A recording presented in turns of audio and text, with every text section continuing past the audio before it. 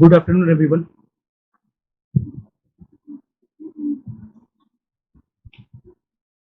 आज आपका पेपर होगा मेडिसिन और मेडिसिन में हेपेटाइटिस। लास्ट क्लास में ही बोले थे कि लिवर सिरोसिस और हेपेटाइटिस एक दूसरे से जुड़ा हुआ है, तो हेपेटाइटिस पर आज बात करेंगे।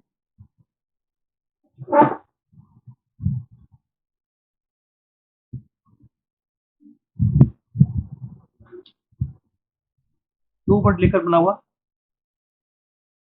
Hepatic and itis. इसका मतलब है इन्फ्लामेशन, और हिपैटिक में लीवर हो गया या लीवर सेल। ये दोनों को जब मिला दिए तो हमारा एक कॉमन वर्ड निकल गया, इट इज हेपेटाइटिस। अगर डिफाइन करना होगा तो बड़ा सिंपल है, इन दोनों को मिलाकर बोल देंगे inflammation of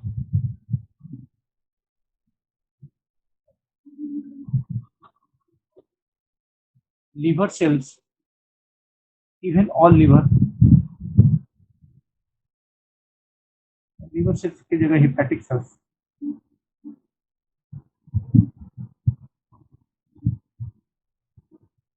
inflammation of the hepatic cells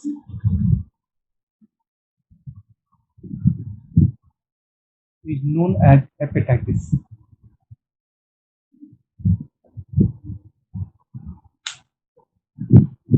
एकदम क्लियर है। Inflammation of the hepatic cells और लीवर या कंप्लीट लिवर या partial liver is known as hepatitis. इसी को हेपेटाइटिस बोलते हैं। जॉन्डिस में हेपेटाइटिस नहीं हो जाता है, बल्कि हेपेटाइटिस में जॉन्डिस हो जाता है। जब से उल्टा हम लोग सुनते हैं और बोलते हैं कि जॉन्डिस हो गया तो हेपेटाइटिस हो गया, नहीं, उल्टा हम लोग बात मेडिकल के ठीक उल्टा करते हैं। एक्चुअली में हेपेटाइटिस है तो हेपेटाइटिस का एक सिम्टम, कई सिम्टम इसमें आएंगे, उसमें एक सिम्टम जॉन्डिस भी है। हेपेटाइटिस वजह से जॉन्डिस भी हो जाता है, इसलिए हेपेटाइटिस एंड जॉन्डिस दो अलग अलग डिजीज है या दो अलग अलग मेडिकल कंडीशंस है। तो अभी हम जॉन्डिस पर बात नहीं कर रहे हैं, हम हेपेटाइटिस पर बात कर रहे हैं। अब ये जो हेपेटाइटिस है, कई कारण हो सकते हैं इसका। Drugs induced,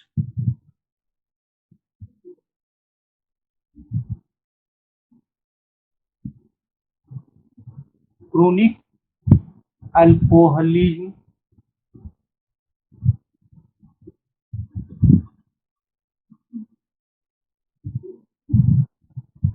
bacterial infection,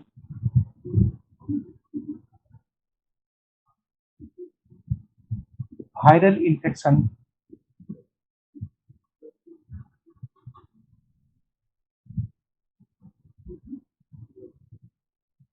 carcinoma of liver.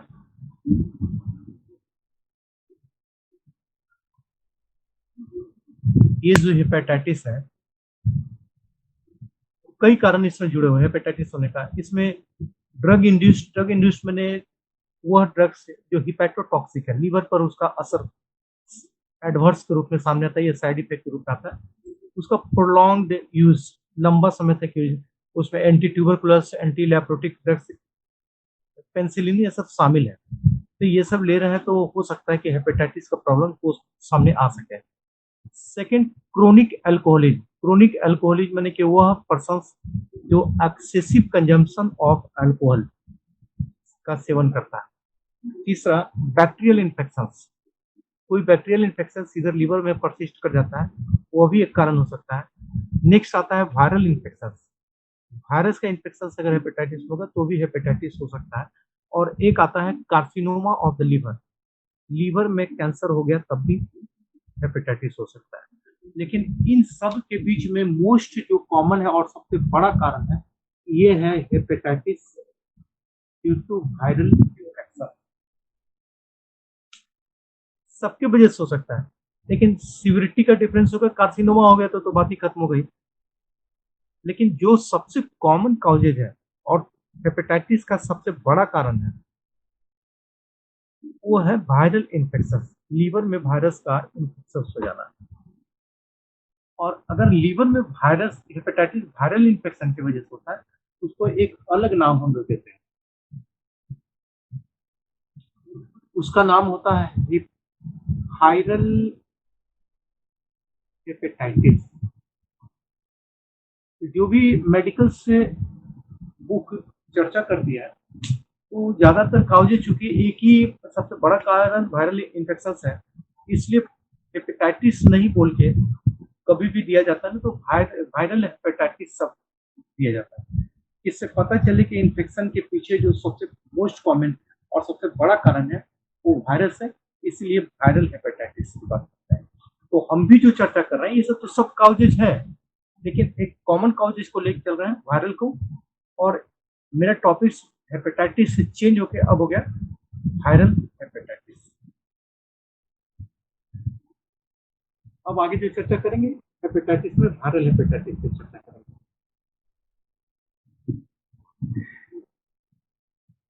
यहाँ तक समझने में कोई दिक्कत?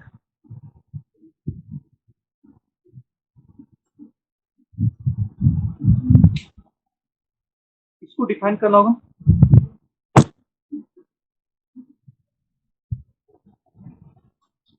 इसी से conditions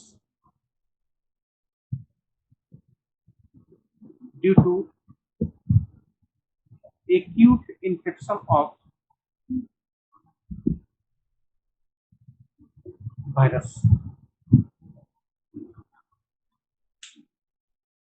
हेपेटाइटिस वायरल जो है एक कंडीशन है, लीवर का वो condition due to acute infection. Liver में अभी का अभी वायरल इन्फेक्शन हुआ है। अभी का मतलब अभी तुरंत नहीं, मतलब एक उसका इंक्यूबेशन पीरियड 10 डेज है, 15 डेज है, 40 डेज है।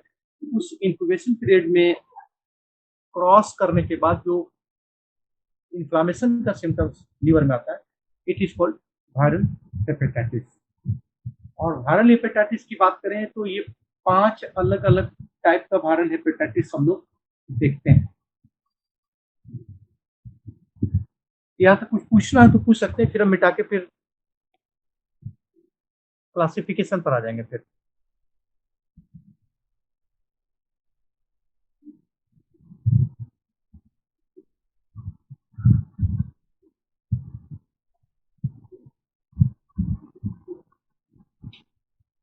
क्लासिफिकेशन पे आ रहा है।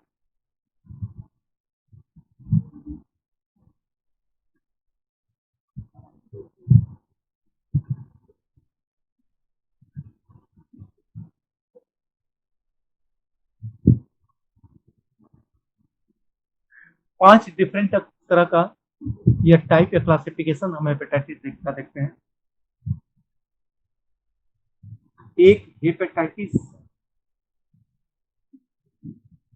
ए, दूसरा हेपेटाइटिस बी,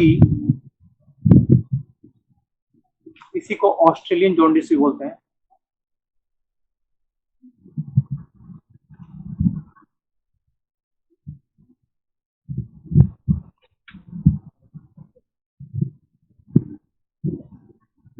तीसरा हेपेटाइटिस सी,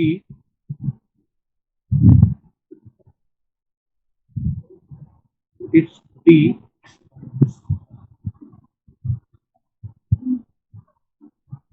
ई। ये 5 अलग अलग तरह का हेपेटाइटिस हम लोग देखते हैं commonly. Hepatitis A, hepatitis B, hepatitis C, hepatitis D and hepatitis E. इसमें मोस्ट कॉमन इन इंडिया, अगर भारत की बात करें, इंडिया की बात करें, most common hepatitis A, hepatitis A, यही सबसे भारत में कॉमन है। उसके बाद लेस कॉमन, इस हेपेटाइटिस ए से less commonly hepatitis B and rarely ये मोर कॉमन। सबसे ज्यादा जो केसेस देखते हैं हेपेटाइटिस ए का देखते हैं। Hepatitis less common and hepatitis C rarely. Sir हाँ, हेपेटाइटिस ए कैसे होता है? एक बार फिर से बोलिए क्वेश्चंस।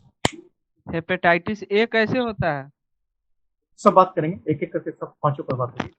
अभी क्लासिफिकेशन पे थोड़ा ध्यान देना। हेपेटाइटिस ए मोर कॉमन, सबसे ज्यादा कॉमन हेपेटाइटिस ए है। लेस कॉमन, इससे कम हेपेटाइटिस बी इंडिया में, हम इंडिया की बात कर रहे हैं, फॉरेन की बात अब नहीं कर रहे हैं, हम अपने देश की बात कर रहे हैं। उससे थोड़ा सा कम हेपेटाइटिस बी, और रेयरली कभी कभी देखने को या किसी किसी पर्सन में हेपेटाइटिस सी देखते हैं।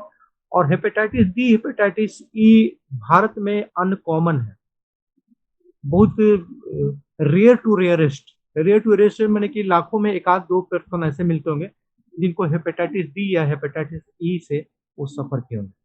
मैंने 1 लाख केसेज अगर हेपेटाइटिस के देखेंगे तो उसमें मुश्किल से 2-4 केसेज हेपेटाइटिस डी या हेपेटाइटिस सी की मिलेगा, मैक्सिमम केसेज इसी का मिलेगा, उससे कम थोड़ा सा ये मिलेगा, और कोई कोई केसेस हेपेटाइटिस सी का मिलेगा। ये इसका क्लासिफिकेशन है। अब इसके लिए कौन कौन सा माइक्रो ऑर्गेनिज्म रिस्पॉन्सिबल है? स्वाभाविक है कि हेपेटाइटिस तो कॉमन वर्ड है, लेकिन डिजीज तो अलग हो गया ना, ए हो गया, बी हो गया, सी हो गया, डी हो गया, ई हो गया। तो अगर एक ही वायरस से होता तो एक ही नाम होता ना, सबका एक ही नाम होता है, इतना 5 नाम करने की क्या जरूरत है? स्वाभाविक है कि 5 अलग अलग तरह का वायरस का इन्फेक्शन हेपेटाइटिस में हो रहा है, लिवर सेल में हो रहा है, और जिसकी वजह से 5 अलग अलग तरह का हेपेटाइटिस हम देख रहे हैं। तो पहले माइक्रो ऑर्गेनिज्म आते कि इन पांचों के लिए कौन कौन सा माइक्रो ऑर्गेनिज्म रिस्पॉन्सिबल है। इसको मिटा रहे हैं।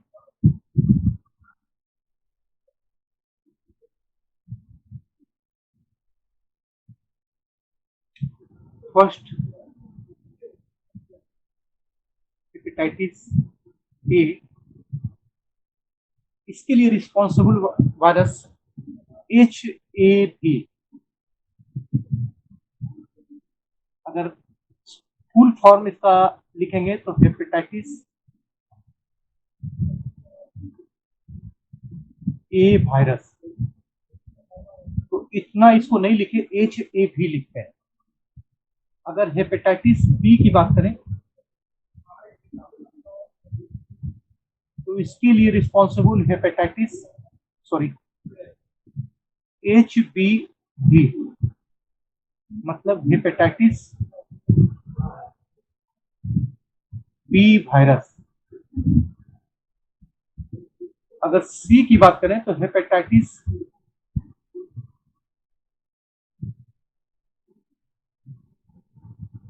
सी, इसके लिए HCV, ब्रैकेट में हेपेटाइटिस नन ए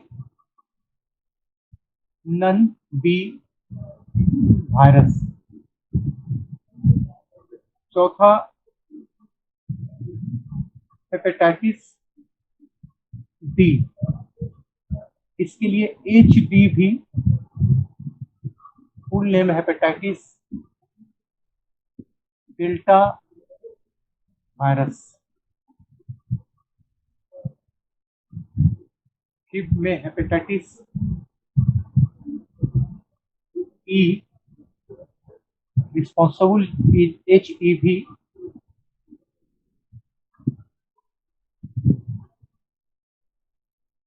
ई वायरस।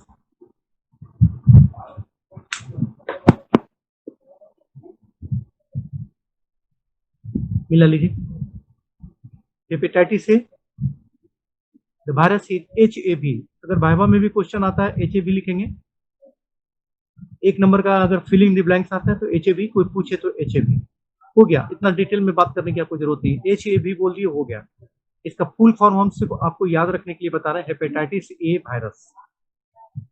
अगर हेपेटाइटिस बी किसी को हो रहा है तो इसके पीछे HBV virus responsible, HBV full name hepatitis B virus. अगर किसी को हेपेटाइटिस सी हो रहा है तो शॉर्ट में HCV, लेकिन इसका नाम बदल जाएगा। HCV का मतलब हो कि हेपेटाइटिस नन ए, यानी एक ऐसा आइडेंटिफाइड नन आइडेंटिफाइड वायरस जिसमें हेपेटाइटिस ए का भी लक्षण नहीं है और हेपेटाइटिस बी का भी लक्षण नहीं है, एकदम अलग टाइप का वायरस है जिसको भी नन आइडेंटिफाई, उसको बढ़िया से नहीं जाना जाता है। It is called HCV virus, मैंने hepatitis non A, hepatitis non B virus. इसका फुल नेम आपको पूरा लिखना पड़ेगा। HCV लिख सकते हैं, अगर HCV करके लिख के दे रहा है कि what do you mean by HCV, तो आपको डिटेल से लिखना पड़ेगा नीचे ए, उसके सामने फिल इन द ब्लैंक में hepatitis non A non B virus, ये वाला थोड़ा अलग हो जाता है। चौथा आता है hepatitis D, short name HDV। अगर फुल नेम होगा तो हेपेटाइटिस डेल्टा वायरस, डेल्टा या तो सिंबॉलिक लिखें, अगर सिंबॉलिक आपको नहीं याद है कोई बात नहीं, इसको डेल्टा सीधे लिख देंगे। सिंबल नहीं याद है डेल्टा का, सीधे डेल्टा हेपेटाइटिस डेल्टा वायरस, दोनों में से कुछ भी आपको जो उस समय ध्यान आता है वो बता सकते हैं। तो HDV के लिए hepatitis delta virus identified virus है। उसी तरह से हेपेटाइटिस ई के लिए hepatitis E virus, HEV short में बोलते हैं, फुल नेम इसका HEV वायरस।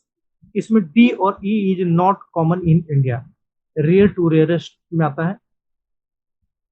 HC भी रेयर में आता है, ये भी बहुत कम ही देखने को मिलता है, लेकिन more common HAB and HBV, सबसे ज्यादा ये और थोड़ा सा ये। यहाँ तक कुछ पूछना है तो पूछ सकते हैं। Hello sir. हेलो। हाँ बोलिए, हाँ सुन सर, रहे हैं। वायरस का नाम है AB डेल्टा ये सब। हाँ, क्या हेपेटाइटिस डेल्टा? सर वायरस का नाम है हाँ AB वायरस। हाँ, ये जो इन्फेक्ट कंडीशन हो गया डिजीज, ये वाला इस साइड वाला, और ये वाला वायरस नेम, वायरसेस नेम, इसलिए दोनों को सामने सामने भी, ये वाला डिजीज है ये सब, और ये उसके लिए रिस्पॉन्सिबल कॉजेटिव वायरस है।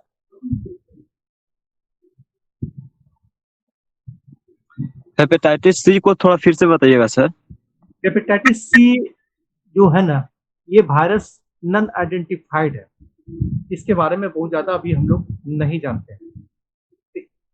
तो अभी तक दो ही ना इंडिया में कॉमन है, HAV या HBV। तो ये जो वायरस है ना तो HAV से मिलता जुलता है उस वायरस का प्रॉपर्टी, और न तो HBV वायरस से मिलता है, दोनों से एकदम अलग प्रॉपर्टी है। तो इसीलिए इसको हम एक तीसरा नाम देते हैं HC वायरस, और डिटेल्स में अगर फुल फॉर्म में बात करना होगा तो बोलते हैं hepatitis non A non B virus, hepatitis non A और नन बी वायरस के नाम से इसको हम लोग जानते हैं।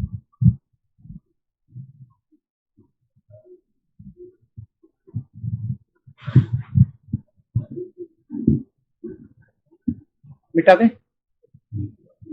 सर रुक जाइए।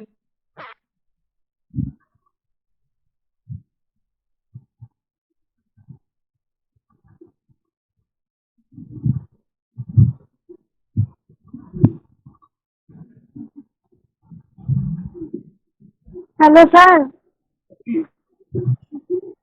बोलिए, सुन रहे हैं, बोलिए। बोले जो क्या कहते हैं हेपेटाइटिस C और D जो बोले, जो इंडिया में नहीं होता, तो ऐसा क्या होता है उसमें जो इंडिया में नहीं होता?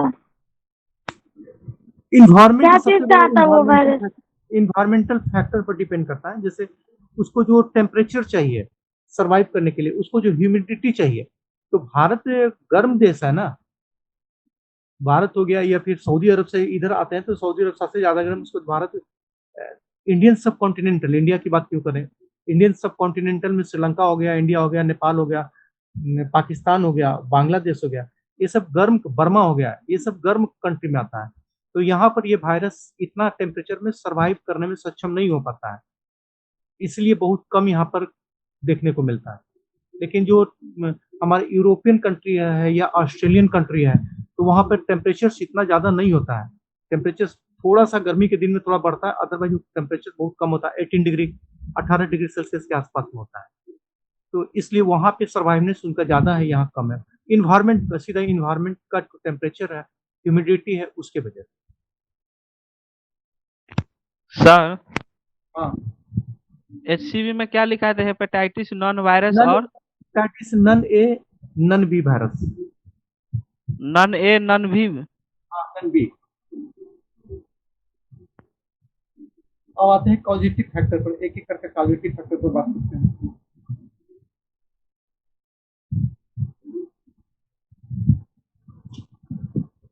पहला हेपेटाइटिस ए, सबको अलग अलग बात करना होगा।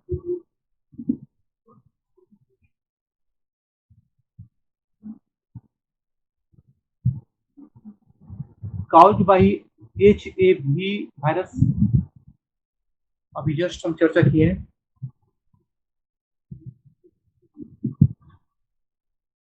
It is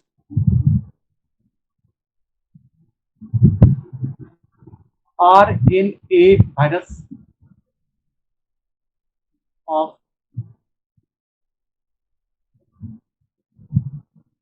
पिक्रोना group.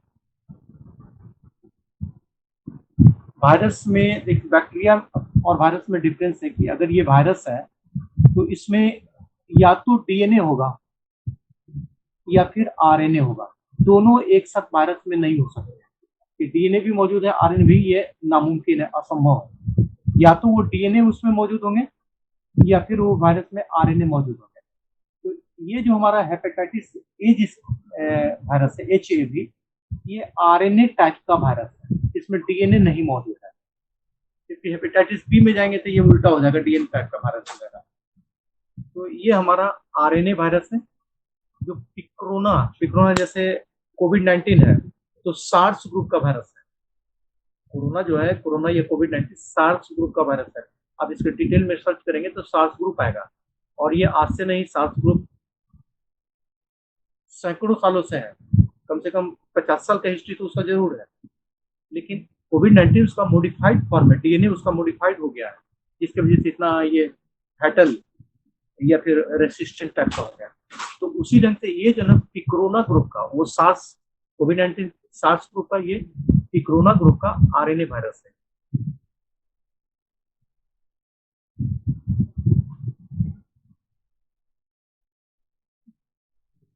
अब मैं बात करते हैं काउच पे।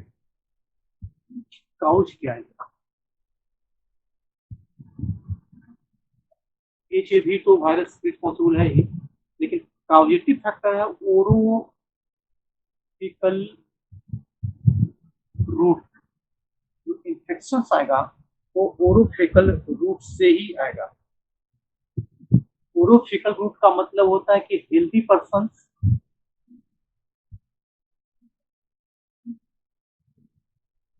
का ओरल कैविटी और फेकल मटेरियल माने स्टूल ऑफ इन्फेक्टेड पर्सन, ये स्टूल हेल्दी पर्सन के ओरल कैविटी माउथ में किसी तरीके से चला जाता है, और उसकी इम्यूनिटी वीक है।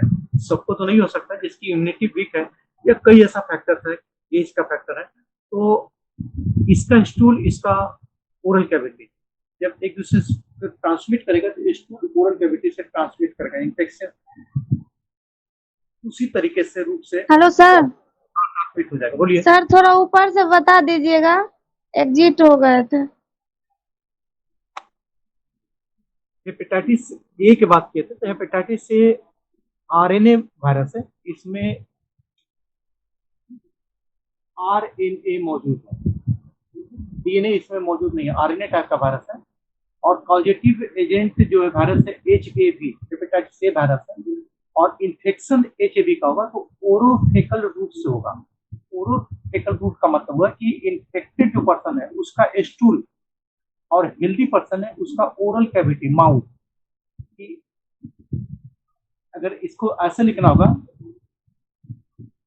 स्टूल ऑफ इन्फेक्टेड पर्सन्स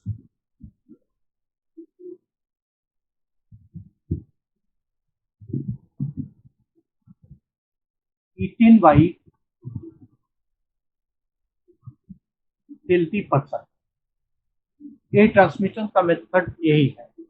ऐसा होता थोड़ी, कोई स्टूल किसी का खाता थोड़ी, लेकिन तरीका यही है कि स्टूल जब तक इन्फेक्टेड पर्सन का हेल्दी पर्सन के माउथ तक नहीं चला जाता, मैंने उसको गैस्ट्रोइंटेस्टाइनल ट्रैक्ट तक नहीं जाता है, तब तक ये इन्फेक्शन HAV मैंने हेपेटाइटिस ए नहीं होगा।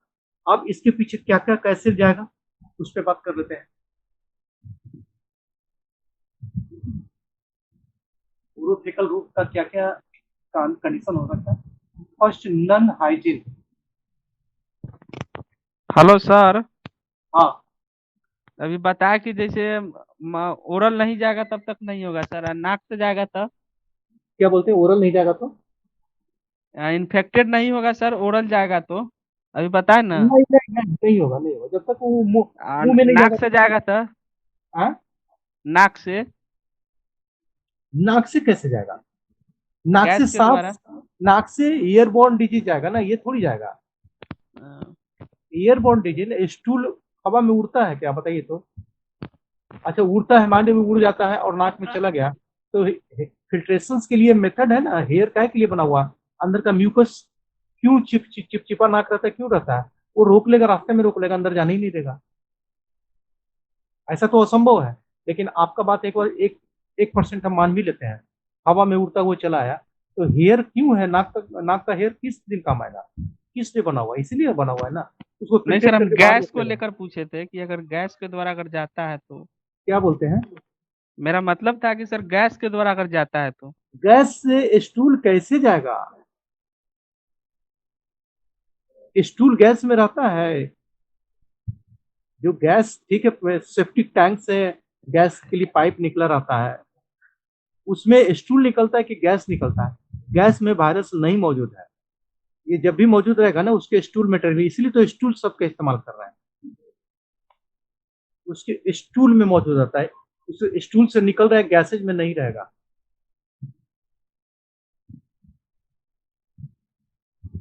None hygiene, sanitary defect. Non hygiene में साफ सफाई की कमी। सैनिटरी डिफेक्ट का मतलब होता है कि अरेंजमेंट, जो स्टूल को पास आउट होने का जो पैरामीटर्स बना हुआ वो डिफेक्टेड है। हो सकता है कि नाला में पास करा, वहीं से पानी का पाइप आ रहा है और नाला नाला के बीच से पानी का पाइप फटा हुआ है, उस रास्ते से स्टूल का पार्टिकल्स अंदर प्रवेश कर सकता है, यह भी हो सकता है। अनप्रॉपर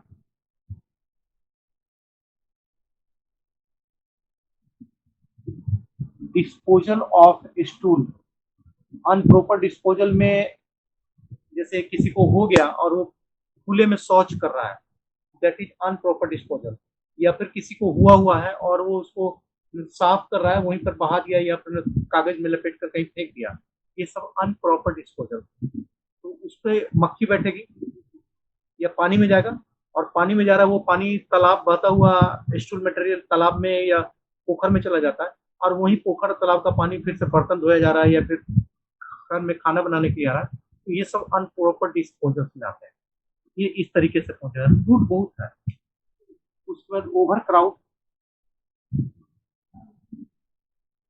बहुत ज्यादा भीड़ भाड़ है, मेला उला लगा हुआ है, वहां भी बहुत इजीली एक जगह से दूसरी जगह स्प्रेड कर सकता है।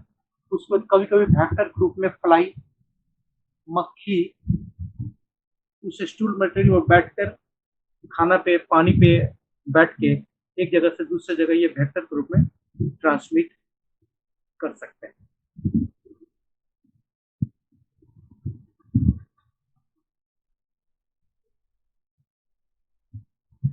यहाँ तो कुछ पूछना है तो पूछ सकते हैं। सर मान लिया भीड़ भाड़ में जो मक्खी बता रहे हैं आप, तो उसको खाएंगे वो तभी तो हो सकता है, वरना नहीं ना होगा। खाए आप, स्टूल कोई खाता है? ये पहुंच गया कि खा रहे हैं? नहीं खाता है, ठीक है, जैसे आप बता रहे हैं, सपोज कि भीड़ भाड़ में मक्खी बैठा दूसरे चीज पे, उसके बाद में आकर कहाँ बैठेगा, क्या करेगा, उसके बाद हमको होगा। खाना जैसे फ्लाई स्टूल है ना, ये मान यस सर। लेते हैं कि कहीं पर स्टूल है, बहुत दूर स्टूल है, हम यस क्राउड के पास मेला उला का बात है, यहाँ बैठा, ये तो उड़ता रहता ना, फ्लाई करता रहता ना, यहाँ से यहाँ उड़ता रहेगा। सपोज दैट कि आप होटल में पीछे में खाना रखा हुआ है, बन रहा है, इस पे जाके ये बैठ गया, तो यहाँ से उसकी जो पाँव में चल के आता ना, यहाँ पे पहुंच गया, ये आपका पानी का गिलास रखा उस पर बैठ गया, आपके प्लेट पे रखा हुआ उसमें बैठ गया, बैठ जाने से नहीं होगा, ये डिपेंड करता है कि ये कहीं से स्टूल, जो इन्फेक्टेड पर्सन का स्टूल है उससे पर बैठ के आ रहा है, तब होगा ना। खा थोड़ी रहा है, ये चला जा रहा है, आपको नहीं चाहते हुए इस रास्ते से ये पहुंच जाएगा। और ज्यादातर खासकर बरसात में भी अभी जो रेनी सीजन है ना, रेनी सीजन में ज्यादा डेंजरस हो जाता है, कारण पानी ओवरफ्लो रहता है। कहीं भी अभी देख रहे हैं बाढ़ की स्थिति में या फिर रोड पर पानी आ जा रहा है, तो कई बार स्टूल मटेरियल्स नाला से निकल के ये फैल जाता है, और फैलने के बाद इसका छोटा छोटा पार्टिकल दिखाई भी नहीं दे रहा है, कई जगह स्प्रेड कर जाता है, और कहीं गलती से ये किसी तरह से खाने के सामान से या खाने से टच कर गया, वो स्प्रेड कर जाता है। तो रेनी सीजन इसके लिए बहुत, हेपेटाइटिस के लिए बहुत फेवरेबल सीजन है। अभी इस वक्त सावन भादो में बड़ी तेजी से फैलता है।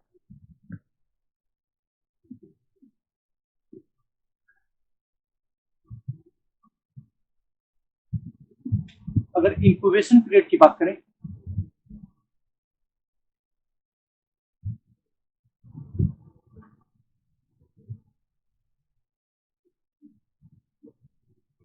टेन टू 40 days,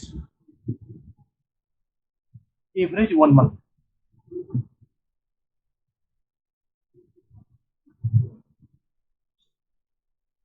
इसका मतलब हुआ कि एक बार जिस समय शरीर में चला गया तो 10 से 40 दिन तक इसका इंक्यूबेशन पीरियड है। इस बीच में कोई सिम्टम नहीं होगा, धीरे धीरे धीरे वायरस अपनी संख्या को बढ़ाएगा, और जब एक बार एडिक्वेट अमाउंट में आ जाएगा तो सिम्टम आने लगेगा। तो सिम्टम सबसे कम अगर आएगा तो 10 दिन में आएगा, और सबसे ज्यादा आएगा तो 40 दिन में आएगा।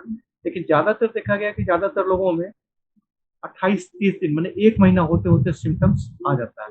तो किसी को आज हेपेटाइटिस ए का सिम्टम आया, इसका मतलब यह नहीं है कि कल उसको इन्फेक्शन हुआ है। तो एटलीस्ट 10 days to 30-40 days, लगभग 30 दिन पहले का वो इन्फेक्शन है जो अब इस सिम्टम के रूप में सामने आ गया है। It is called incubation period.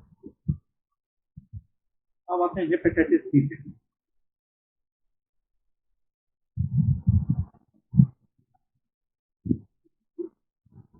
Sir इसका साइन सिम्टम क्या होगा? पहले बढ़ेंगे तब नहीं, सब आएगा ना, एक एक करके आएगा ना। नहीं अभी जो बोल रहे थे हेपेटाइटिस ए का। अभी बी बचा हुआ, सी डी बचा हुआ, उस पर सबका साइन सिम्टम बचा हुआ है, तब में ट्रीटमेंट आएगा। क्लास खत्म होते होते सारा का कंप्लीट हो जाएगा, ट्रीटमेंट तक आ जाएंगे। हेलो सर, साइन सिम्टम ही पूछ रहा है। साइन सिम्टम आएंगे, sign symptom A B C D का एक ही तरह का होता है, सिविरिटी का डिफरेंस होता है, इसलिए पहले कॉजेटिव फैक्टर बता देंगे ना, उसके बाद साइन सिम्टम आएगा। सबका एक ही होता है, सिर्फ सिविरिटी का डिफरेंस होगा। तो पहले कॉजेटिव फैक्टर पता करते हैं। हेपेटाइटिस बी क्या है?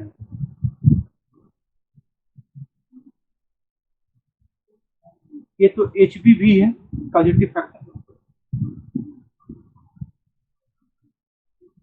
वहां पर ओरोफेकल रूट था, तो यहाँ पे रूट चेंज कर जाएगा। रूट में बोलता है कि इनऑक्लूशंस,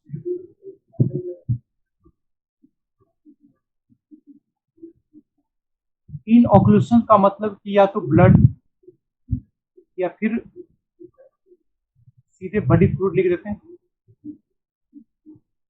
बॉडी फ्लूइड। बॉडी फ्लूइड में हो गया सीमन फ्लूइड,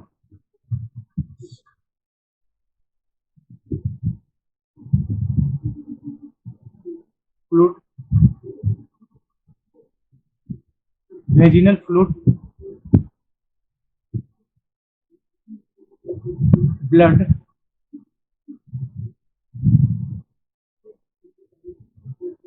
म्यूकस, ये सब आ जाए। अब याद कीजिए एड्स, HIV में इसी थ्रू आया था ना। यहाँ जो है इसको ओरोफेकल रूप से कोई लेना देना नहीं, कोई दूर दूर का भी रिलेशन नहीं। पहला जो कारण होगा इनऑक्लूशंस। इनऑक्लूशन का मतलब कि बॉडी फ्लूइड, किसी इन्फेक्टेड पर्सन का बॉडी फ्लूइड हेल्दी पर्सन तक पहुंच जाए। इसका रूट अलग अलग हो सकता है, इसमें हम इसलिए अलग अलग किए, सेमिनल फ्लूइड, वेजाइनल फ्लूइड। ये दोनों जब भी स्प्रेड करेगा तो स्वाभाविक है सेक्सुअल इंटरकोर्स के द्वारा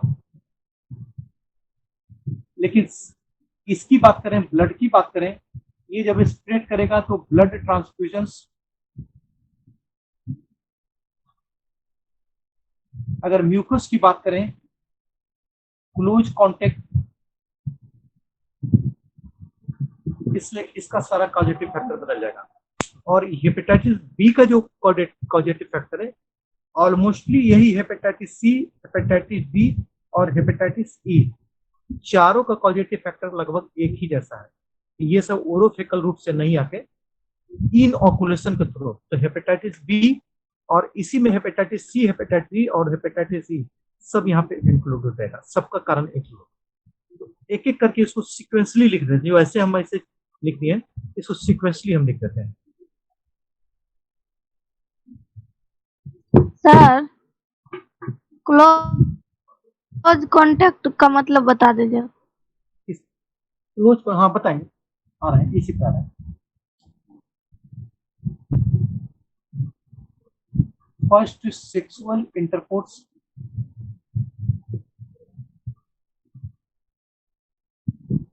second blood transfusion of infected person,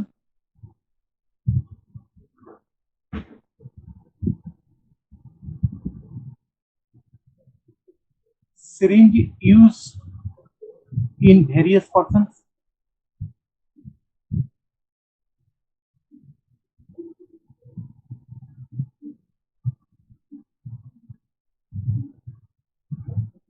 उसके बाद में क्लोज कांटेक्ट। क्लोज कांटेक्ट माने एकदम सबसे नजदीक रहने वाला, उससे साथ रहने वाला।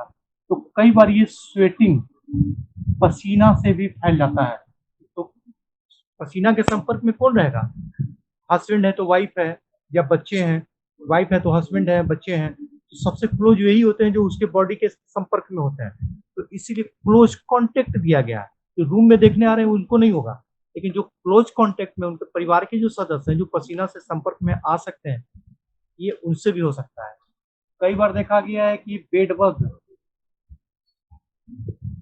बेडबग मतलब खटमल, कई बार देखा गया मॉस्किटो, मच्छर उसको काटा इन्फेक्टेड पर्सन को और उसी समय तुरंत दूसरे को काट लिया, उसके द्वारा भी इन्फेक्टेड कर सकता है। बेडबग, खटमल, अगर इन्फेक्टेड पर्सन के बिछावन पर बैठ रहे हैं तो उनको जो खटमल काट रहा है वही संयोग से हेल्दी पर्सन को काटे, तो वो भी ट्रांसमिट कर सकता है। मल्टीपल सिरिंज के बारे में बार बार चर्चा की है कि एक ही निडल कई पर्सन में इस्तेमाल किया जा रहा है। उसके बाद मदर टू चाइल्ड या फिटस, मदर में प्रेग्नेंट मदर है तो उसके बेबी फिटस जो पल रहे हैं उसमें ये ट्रांसमिट हो सकता है। ये इतना सारा कोर्स है। इसके अलावा अलग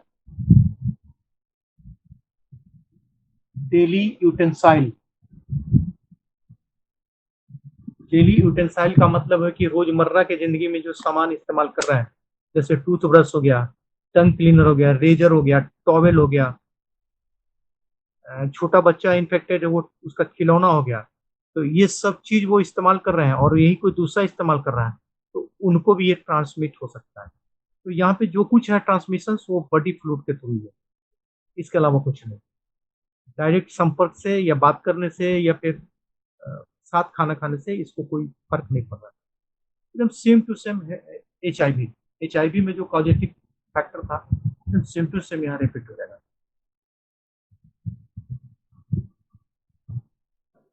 सर हाँ हेलो सर, हाँ सुन रहे मिल्क पिलाने से भी होता है बेबी को? जो मिल्क ब्रेस्ट फीडिंग में बोलता है कि अगर इनिशियल स्टेज में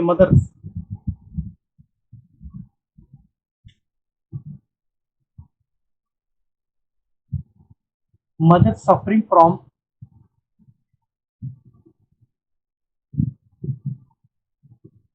एक्टिव फेज का मैंने जिस समय वो सफर कर रही है, वो सीवियरली क्लिनिकल फीचर से सफर कर रही है, उस समय अगर ब्रेस्ट फीडिंग करवाया जाए तो वो स्प्रेड कर जाएगा।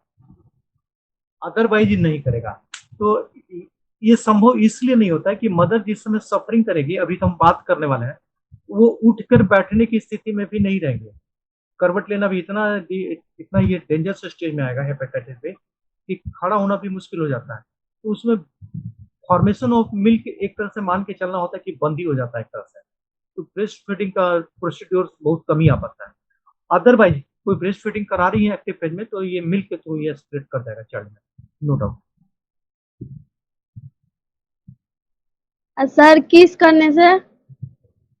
किसमें? सर किसिंग में? किसिंग में सेम टू सेम हेपेटाइटिस, ये सॉरी HIV वाला है, ये HIV के तरह है। इसमें नहीं होते में सलाइवा में भी नहीं होते। इस सलाइवा में नहीं रहता ये सलाइवा में मौजूद नहीं रहता। लेकिन अगर ये म्यूकस जो मेम्ब्रेन है ना, ये आउटर जो लिप्स का आउटर जो लेयर है, ये म्यूकस मेम्ब्रेन है, बहुत स्मूथ होता है। ये कहीं से छिल गया उस दौरान में, मैंने एबर्ट कर गया म्यूकस मेम्ब्रेन, तो यहाँ से ब्लीड दिखाई नहीं दे रहा है, लेकिन ब्लीड वहाँ पे या सीरम वहाँ पे ऐसे करके मौजूद है। ये अगर कोई पर्सन हेल्दी पर्सन है और उसका भी उसी समय कहीं पर इंजुरी हुआ है, उसमें ये संपर्क में आ गया, तब स्प्रेड करेगा, अदरवाइज नहीं होगा। किस से सेफ है? लेकिन किताब कहता है सेफ है, लेकिन जो सिचुएशन है उसमें इंजुरी अगर डेवलप कर गया, तो इंजुरी डेवलप कर गया तो एक दूसरे में स्प्रेड कर जाएगा, फिर अनसेफ है। तो हम तो यही मान के चलते हैं कि इसको अनसेफ, इससे फैलता नहीं है लेकिन अनसेफ है, सेफ में नहीं आता है। सर हाँ, स्किन पे ब्लड लगने से नहीं ना होता है? जैसे ब्लड ट्रांसफ्यूजन में होता है, जैसे किसी का ब्लड किसी को दिए, ठीक है। जैसे ये नेलवेड है ना, ये जो देख रहे हैं नेलवेड, बार बार बोल रहे हैं, तो ये दिख रहा है बड़ा स्ट्रांग दिख रहा है और बहुत मजबूत आपको दिखाई दे रहा है, लग रहा है कि कुछ नहीं होगा, लेकिन एक्चुअली में इसको माइक्रोस्कोपिकली देखेंगे ना तो बहुत परफोरेटेड है। इस पे अगर गिर गया, इन्फेक्टेड पर्सन से उसका ब्लड ये नेलवेड पर गिर गया, चाहे पैर पर या हाथ पे, तो यहाँ से ये अंदर इसके नीचे आप देखेंगे, टॉर्च नीचे जलाएंगे तो पूरा लाल दिखाई देगा। ये इसका मतलब हाईली वेस्कुलर है, तो तुरंत इससे ये स्प्रेड कर जाएगा ब्लड वेसल्स में, ब्लड वेसल्स से पूरे बॉडी में ट्रांसमिट कर जाएगा। तो इस पे गिर गया तो डेंजरस है। अगर आंख का कंजक्टाइवा जो उजला वाला है लेयर, उस पे अगर छींटा पड़ गया तो वहां से भी ये स्प्रेड कर जाएगा। ये नहीं कर सकते कि स्किन पर से नहीं, लेकिन फिर भी स्किन जो है ना, सम एक्सटेंट ऑफ रेसिस्टेंट, इससे तुरंत नहीं जा सकता है, लेकिन चला जाएगा। पानी इस पे डाल के देखिए या तेल लगा के देखिए, थोड़ी देर के बाद देखेंगे कि धीरे धीरे धीरे करके तेल एब्जॉर्ब कर लिया गया। तो उसी तरह से ब्लड भी एब्जॉर्ब किया जाता है, लेकिन ब्लड एब्जॉर्ब करने का टेंडेंसी जो बहुत स्लो है, इसलिए स्किन पर बहुत देर तक ये उतना देर में ब्लड क्लॉट कर जाता है, गिरा हुआ तो नहीं होता है। लेकिन नेलवेड पर गिर गया या कंजंक्टाइवा पर गिर गया तो ये स्प्रेड कर देगा। ये भी स्किन का ही मॉडिफाइड रूप है। नेल जो है, नेल हेयर सब स्किन का मॉडिफाइड रूप है।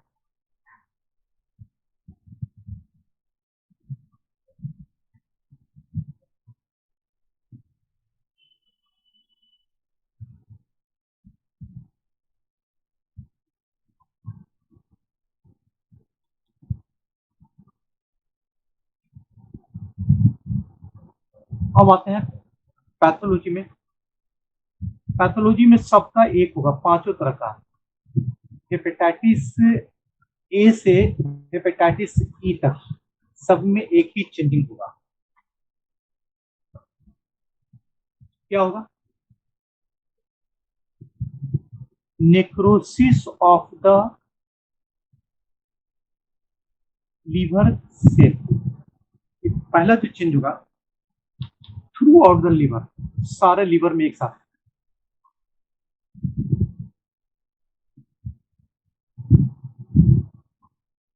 थ्रू आउट द लीवर, पूरे लीवर में एक साथ इन्फेक्शन की वजह से लीवर सेल में नेक्रोसिस होना शुरू कर जाएगा। और सबसे ज्यादा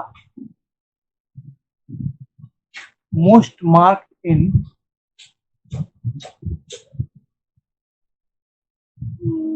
सेंट्रल वेन। अगर लीवर का थोड़ा भी स्ट्रक्चर याद होगा, इसको डिसेक्ट करते हैं तो सेंट्रल में यहाँ सेंट्रल वेन है, और यहाँ से लोब्यूल रेडिएटेड मैनर में ऐसे किनारे तक ऐसे करके फैला होता है। तो इन्फेक्शन जो होगा ना सबसे ज्यादा ये यही सेंट्रल वेन है, ये सबसे ज्यादा ये प्रभावित करेगा, ये सेंट्रल एरिया में, इस एरिया में प्रभावित करेगा और धीरे धीरे धीरे धीरे धीरे स्प्रेड करके ये पेरी पूरे लीवर सेल्स को ऐसे ऐसे करके प्रभावित करता हुआ चले जाएगा और सारे सेल को निक्रोज कर जाएगा। ये इसी ढंग से छोटा छोटा हेपेटिक सेल्स में हेक्सा एंगुलर माने 6 एंगल वाला सेल होता है, लोबिल होता है, और उसी में ये पहले सेंट्रल वेन पार होगा और उसको धीरे धीरे धीरे धीरे करके स्प्लिट करके पूरे हेपेटिक सेल्स को ये निक्रोज कर देगा।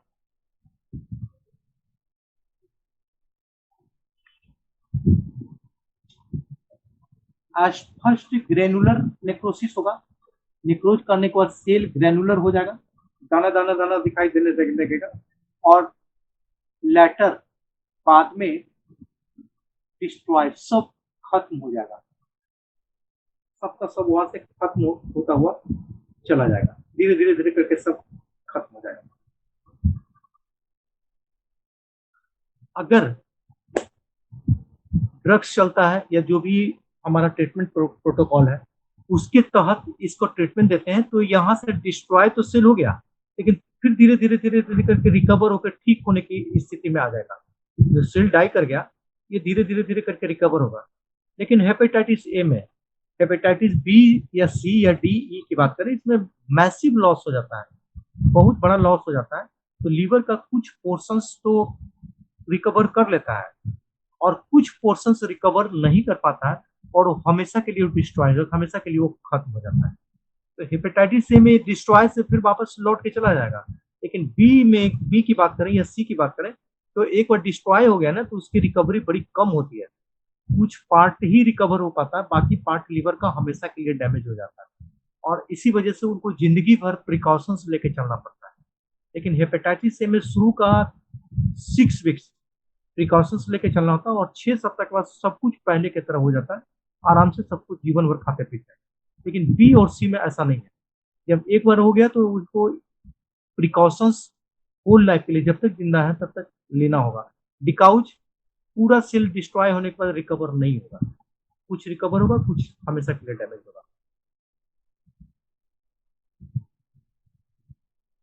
ये पैथोलॉजी हुआ।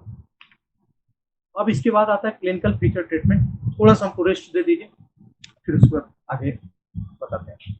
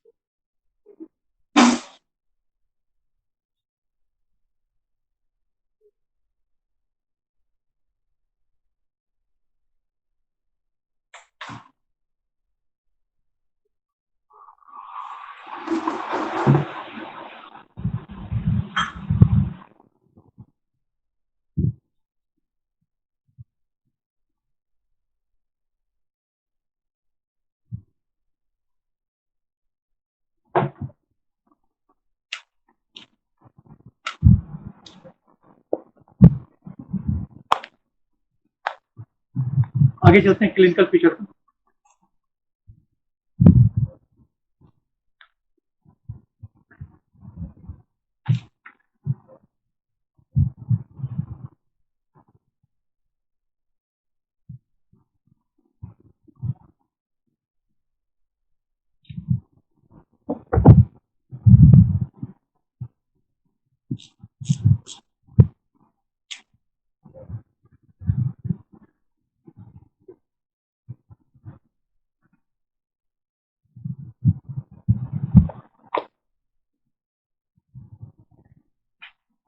क्लिनिकल फीचर की बात करें तो हेपेटाइटिस ए टू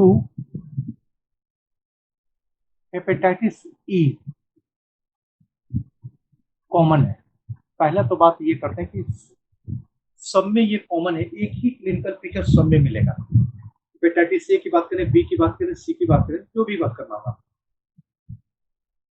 लेकिन डिफरेंस इन सिविरिटी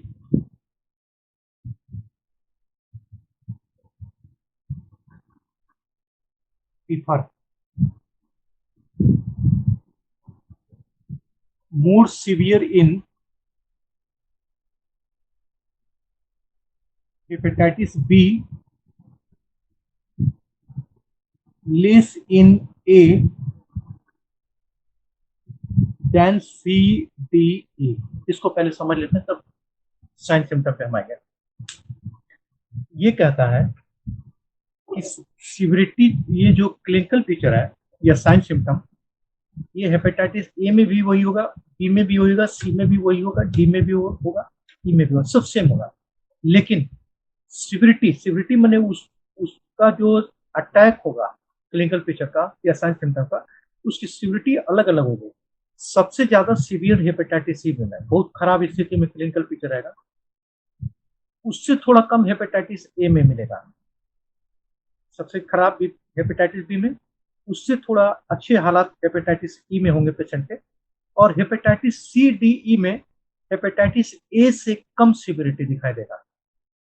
तो हम तो हेपेटाइटिस ए, हेपेटाइटिस बी की बात करेंगे, सी अनकॉमन है, फिर भी अगर सी हुआ है या डी हुआ है या ई हुआ है, तो ये तीनों हेपेटाइटिस ए से कम सीवियर अटैक करेंगे। जो क्लिनिकल फीचर होगा उस सीवियरिटी उसकी कम होगी। अब क्या क्या होगा वो एक एक करके बात कर लेंगे। क्लिनिकल फीचर में क्या क्या होगा, जिस सीवियरिटी की बात करेंगे, आखिर कुछ होगा तब तो उसकी सीवियरिटी की बात कर रहे हैं, उस पर बात करते हैं। तो क्लिनिकल फीचर पांचों का एक ही होगा, जो अभी बता रहे हैं वो पांचों में एक ही मिलेगा, अलग नहीं होगा। क्लिनिकल फीचर को 3 स्टेज में डिवाइड किए हैं, 3 स्टेज में डिवाइड करके हम लोग पढ़ते हैं। पहला pre इक्टेरिक stage, इक्टेरिक stage. Second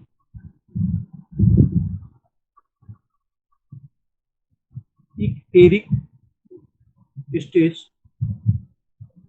third stage of convulsion.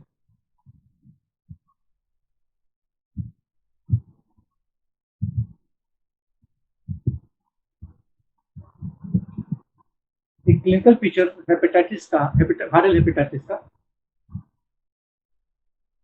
3 अलग अलग स्टेज में कंप्लीट होता है, that is pre इक्टेरिक stage, इक्टेरिक stage and stage of convulsion.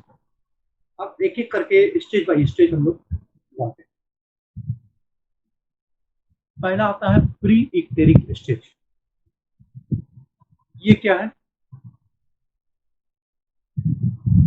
Symptom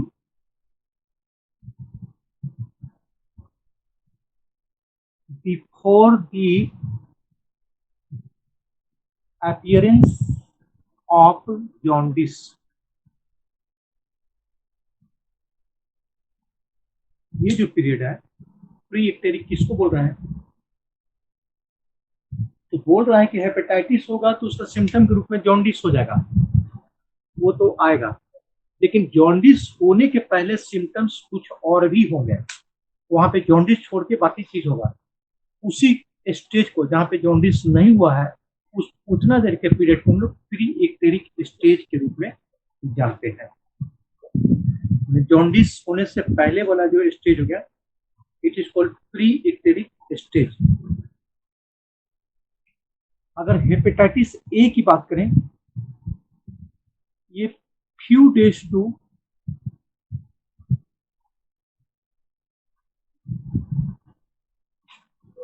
2 weeks, 2 सप्ताह का होगा, एवरेजली 7 डेज। अगर इन्फेक्शन हेपेटाइटिस ई की वजह से हुआ है तो pre icteric stage few days मतलब 3-4 दिन से शुरू होकर 2 सप्ताह 14 दिन तक हो सकता है, एवरेजली 7 दिन। ज्यादातर लोगों को 7 दिन में प्री एक्टेरिक स्टेज खत्म हो जाता है और एक्टेरिक स्टेज शुरू हो जाता है। लेकिन अगर ये हेपेटाइटिस बी है,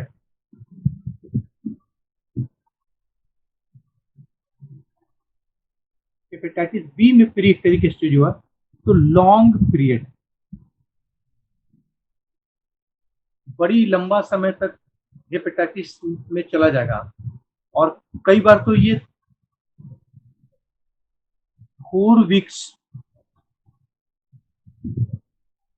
टू 6 वीक्स, 4 से 6 सप्ताह मैंने 1 से 1.5 महीना तक लगातार रह सकता है, जबकि हेपेटाइटिस ए में मात्र 7 ही दिन या मैक्सिमम 14 दिन तक रहता है। लेकिन यहाँ पे 4 सप्ताह से लेकर 6 सप्ताह तक ये कंटिन्यूअस रह सकता है। यहाँ तक समझने में कोई दिक्कत? कुछ पूछना है तो पूछ लीजिए। फिर प्री एक्टेरिक स्टेज में क्या क्या देखते हैं वो उस पर हम बात करेंगे। जॉन्डिस आने के पहले का फेज, हेपेटाइटिस ए में 2-3 दिन से लेकर 14 दिन तक चलने वाला ये प्रॉब्लम, ज्यादातर पेशेंट में ये 7 दिन में खत्म हो जाता है। लेकिन हेपेटाइटिस बी की बात करें, 4 सप्ताह तक मैंने शुरू हुआ तो 4 सप्ताह से लेकर 6 सप्ताह तक मैंने 1 महीना से 1.5 महीना तक लगातार ऐसा चलता हुआ रह सकता है। अब इसमें क्या क्या देखने को मिलता है वो एक एक करके बात करते हैं। प्री एक्टेरिक स्टेज में क्या क्या पेशेंट को देखने मिलेगा। सबसे पहला एनोरेक्सिया। एनोरेक्सिया माने लॉस ऑफ एपेटाइट, भूख मर गया। अगर खाना भी दे रहे हैं तो खाने की इच्छा उसकी नहीं रहेगी।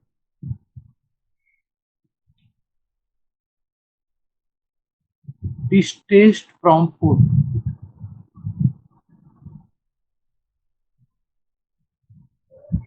And smoking.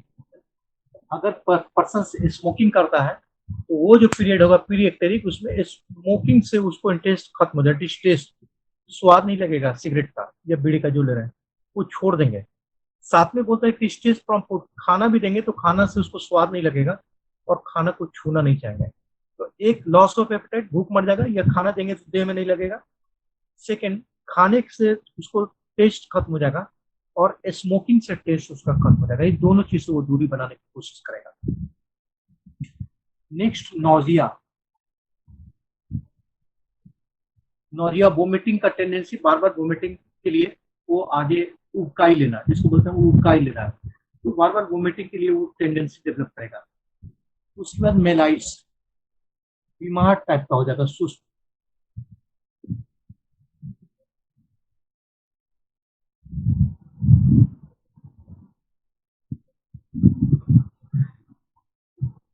उसके बाद लो ग्रेड फीवर,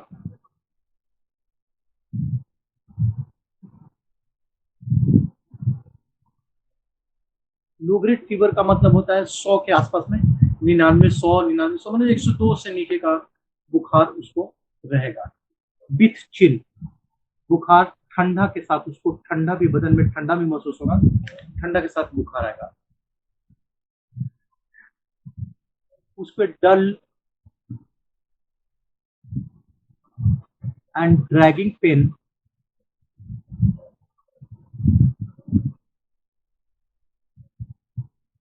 इन अपर एब्डोमेन,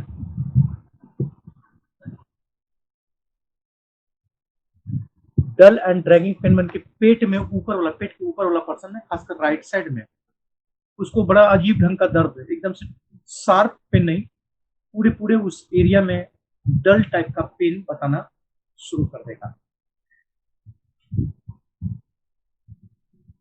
ऊपर से मिटाना होगा थोड़ा।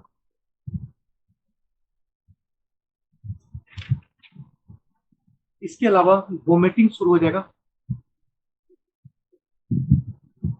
डायरिया हो जाएगा,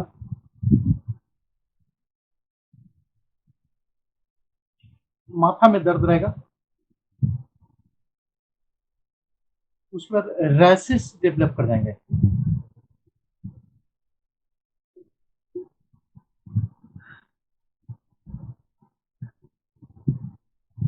कई लोगों को अर्थाल्जिया, ज्वाइंट में जो जोड़ जोड़ में दर्द,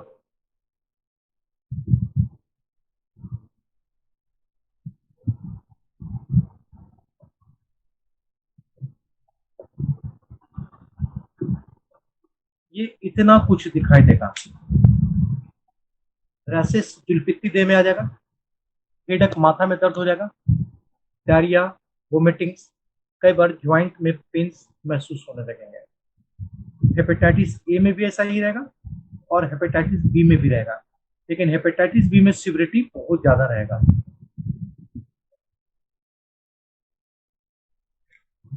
रैशेस की बात करते हैं, अगर रैशेस डेवलपमेंट है तो ज्यादातर ये हेपेटाइटिस बी में देखने को मिलता है। हेपेटाइटिस ए में रैशेस बड़ी कमी आता है। तो रैशेस अगर आ रहा है तो ये इंडिकेट कर रहा है कि हेपेटाइटिस बी का प्रॉब्लम इन्फेक्शन है। और ये जो स्टेज है हाईली इन्फेक्शियस,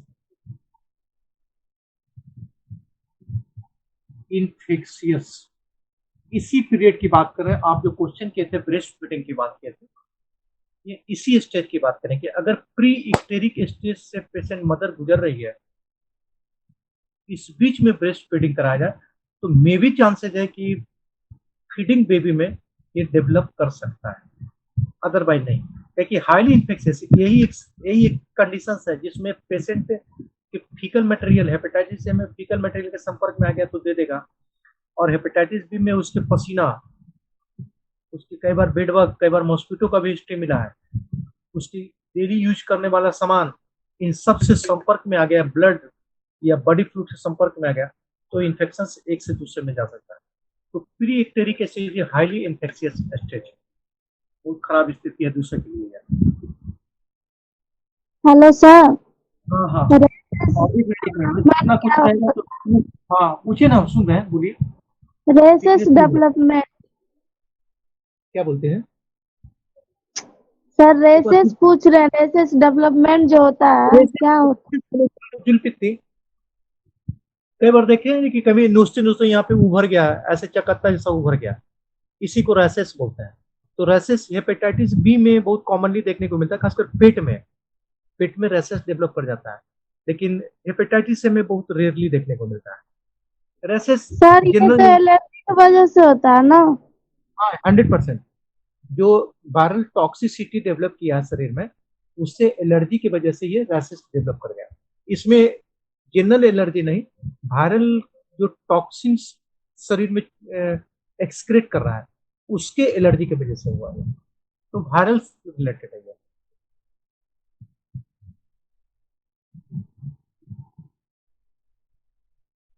नेक्स्ट इक्टेरिक स्टेज में आते हैं, दूसरा स्टेज।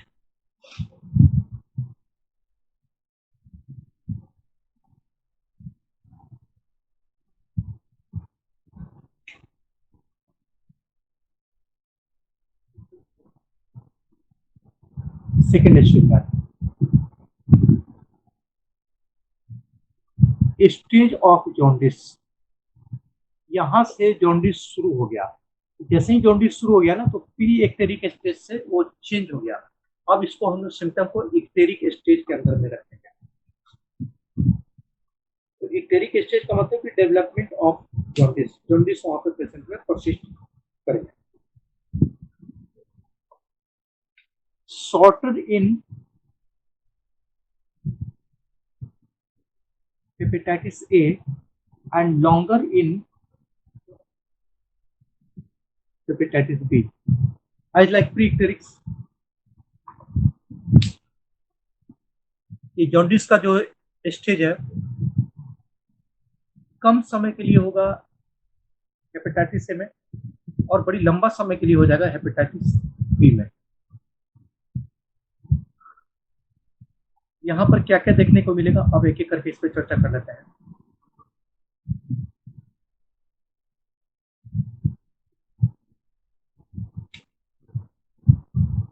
पहला तो हो जाएगा अपीयर ऑफ जॉन्डिस। अब जॉन्डिस सामने आ जाएगा। GIT symptoms subsided. अभी जो पेट में दर्द था, डायरिया हो गया था, वोमिटिंग हो गया था, नोजिया हो गया था, वो सब कम जाएगा, वो सब धीरे धीरे धीरे करके कम जाएगा, लेकिन जॉन्डिस का सिम्टम्स डेवलप करना शुरू हो जाएगा। फीवर सेटल डाउन, यहाँ पर बुखार कमना शुरू हो जाएगा। बुखार जो लो ग्रेड फीवर था धीरे धीरे धीरे करके यहाँ पर सेटल डाउन कम होना शुरू हो जाएगा। लेसेंड एनोरेक्सिया,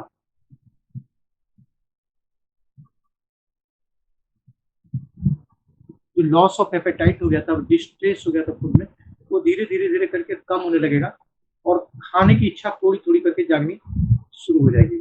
तो भूख धीरे धीरे करके वापस आना शुरू करेगा। लेकिन वाइटेड यूरिन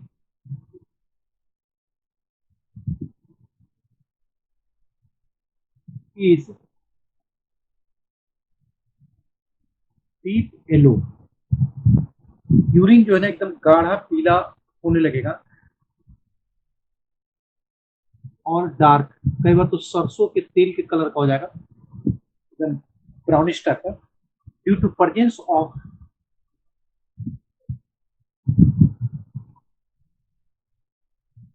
बिलीरुबिन।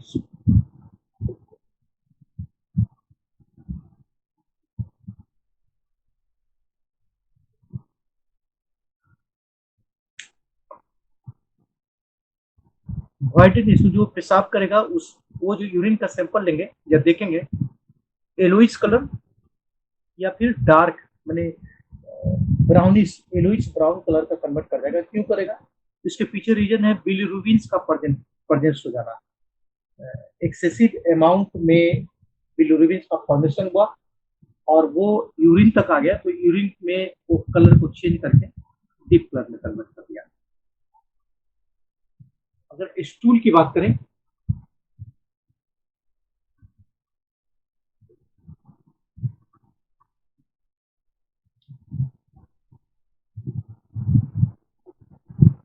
पेल कलर, उसकी जगह स्टूल धीरे धीरे धीरे धीरे करके हल्का कलर का होने लगेगा।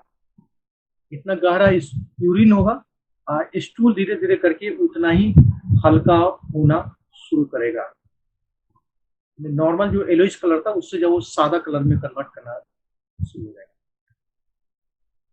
लीवर पाल्पेबल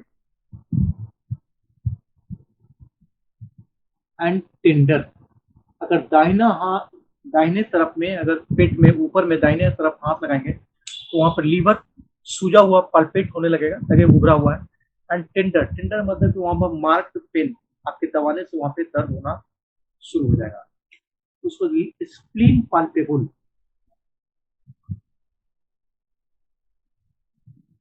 स्टर्नम के नीचे हाथ डालेंगे तो स्प्लीन है एब्डोमेन में, वो भी पाल्पेबल हो जाएगा, आराम से वहां पे महसूस आप उस समय कर सकते हैं। उस पर rashes present on chest and abdomen, rashes जो प्री इक्टेरिक स्टेज में था इसमें और बढ़ जाएगा और ये एब्डोमेन के साथ साथ चेस्ट में, थोरेसिक कैविटी में भी है प्रभावित करना शुरू कर देगा। थोरेसिक के आउटर एब्डोमेन के ऊपर में भी चेस्ट कैविटी में ये दिखाई देना शुरू हो जाएगा।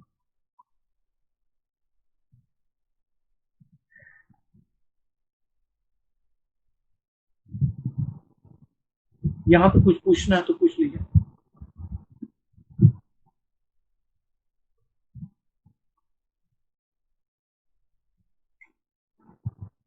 वीकनेस तो रहेगा ही, मेलाइट, सुस्ती और बीमार जैसा महसूस हो गई। इन्फेक्शियस है बट लेस इन्फेक्शियस।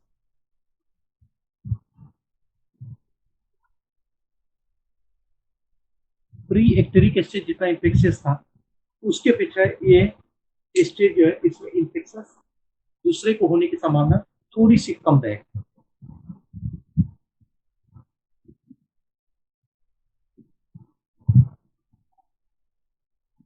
यहाँ तक कुछ पूछना है तो पूछ सकते हैं।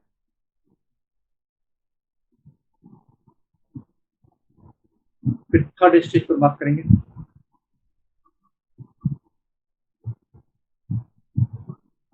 सर आई भी पीला कलर का हो जाता है ना? पूरा म्यूकस मेम्ब्रेन टोटल ब्लड में ही हो गया ना, तो जॉन्डिस का सिम्टम उसी को ना बोलता है। स्किन, म्यूकस मेम्ब्रेन,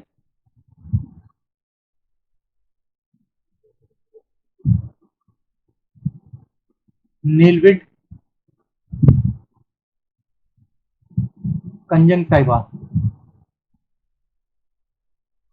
इसी का येलो कलर जब हो जाता है उसी को जॉन्डिस बोलते हैं।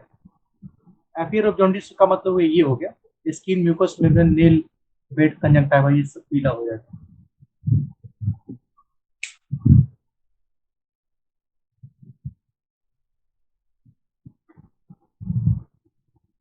थर्ड स्टेज में आते हैं।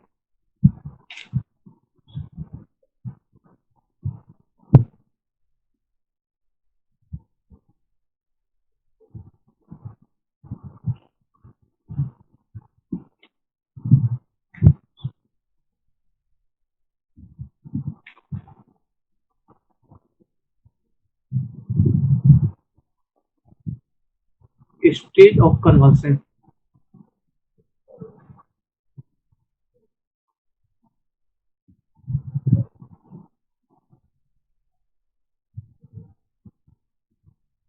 ये एक्चुअली में रिकवरी फेज है।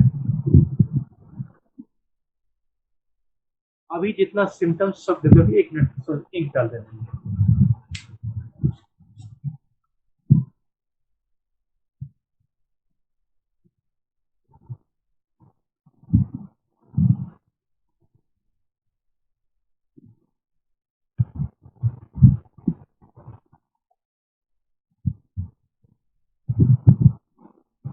अभी जितना सिम्टम देखे थे ये सब रिकवर, एक एक करके रिकवर होना शुरू हो जाएगा। इसलिए स्टेज ऑफ कन्वर्सन को हम लोग रिकवरी फेज के नाम से जानते हैं। क्या क्या देखेंगे? Jaundice disappear gradually.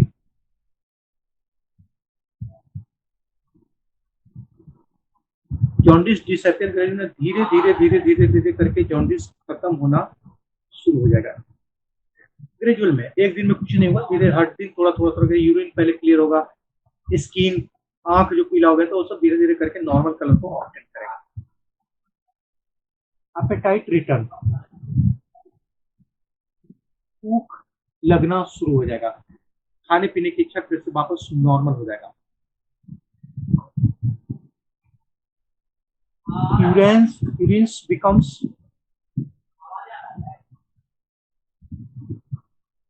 normal color,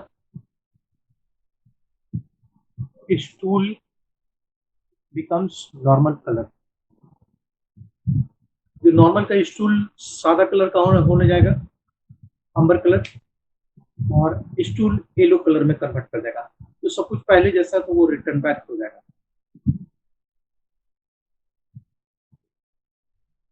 आगे की बात करें,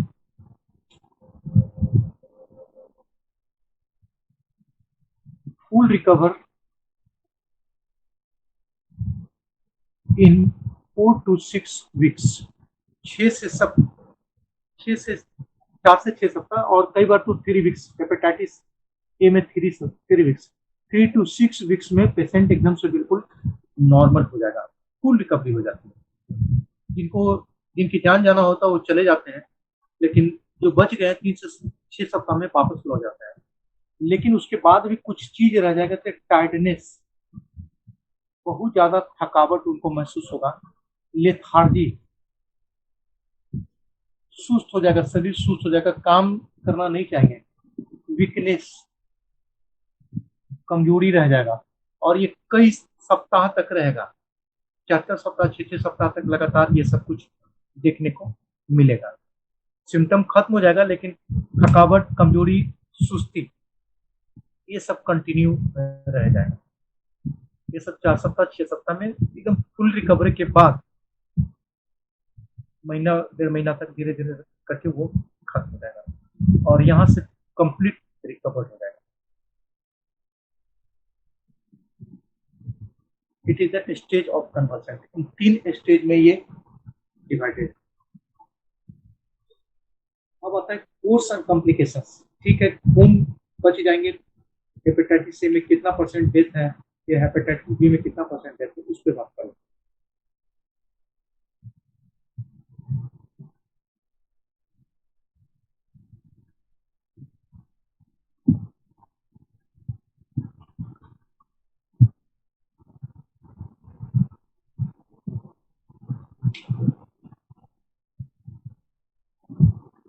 course and complication.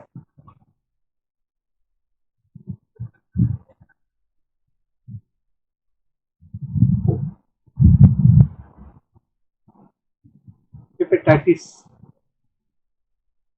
99% cases complete recovery.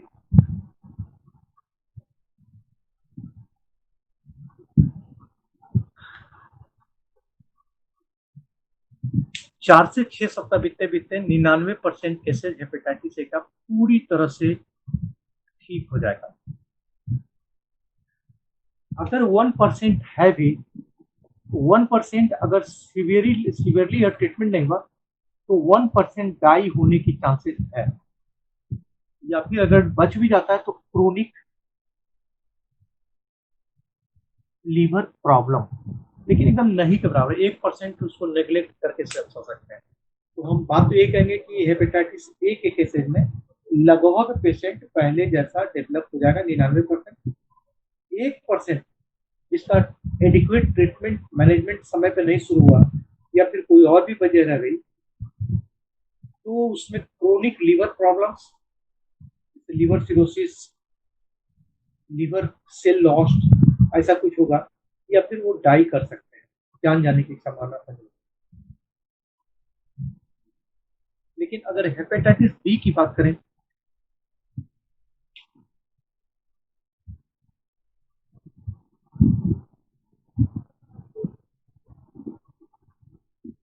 B की बात करें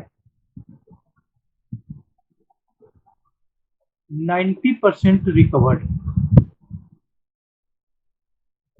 कंप्लीट रिकवर्ड सब नहीं लिख रहे हैं, लिख रहे हैं कि 90% केसेज इसमें रिकवर्ड हो जाते हैं।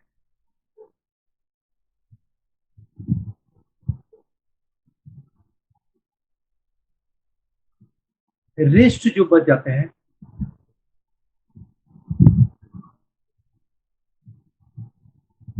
टेन % में भी डाई, 10% उसमें डाई कर देंगे। कई बार होता है कि 5% केसेस सफरिंग फ्रॉम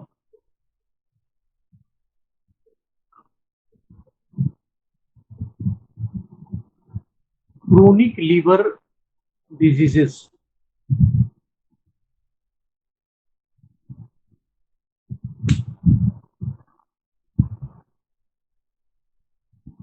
नब्बे % बच गए, 10% डाई कर दें। अब ये 90% बच गए, उसमें 5% पेशेंट कोई बड़ा क्रोनिकल प्रॉब्लम लीवर का, जैसे हेपेटाइटिस बी, लीवर कैंसरेशन, ऐसा कोई कंडीशन से सफर कर सकते हैं।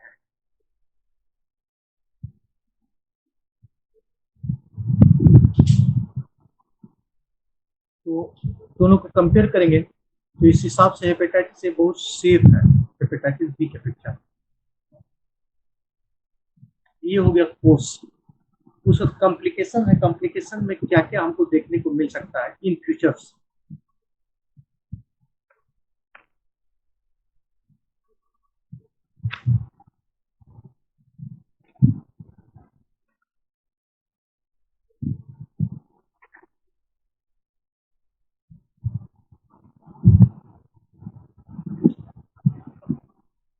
कॉम्प्लिकेशन।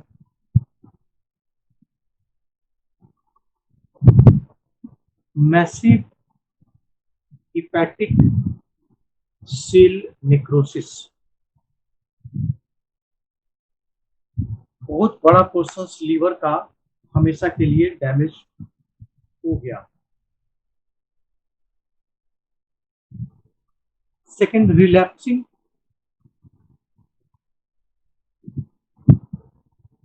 हेपेटाइटिस। कई बार होता है कि हेपेटाइटिस दोबारा उभर के चला जाता है, it is called relapsing hepatitis. Next, liver cirrhosis. Next, liver carcinoma.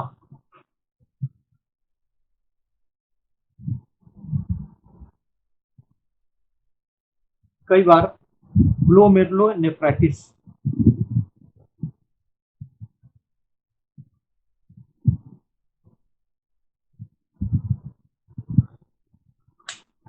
Liver का कैंसर, ग्लोमेरुलोनेफ्राइटिस मैंने किडनी के ग्लोमेरुलर सेल्स में और नेफ्रॉन में इन्फ्लामेशन डेवलप कर जाता है।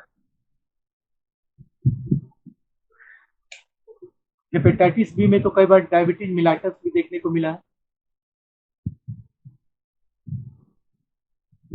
कई बार पेशेंट डायबिटीज मिलाइटस से भी सफर किए हैं। ये इतना कॉमन कॉम्प्लिकेशंस देखने को मिलता है, लेकिन कॉम्प्लिकेशन की बात करें तो ज्यादातर हेपेटाइटिस बी का ही बात करेंगे। हेपेटाइटिस ए तो 6 सप्ताह में कंप्लीटली रिकवर हो जाता है।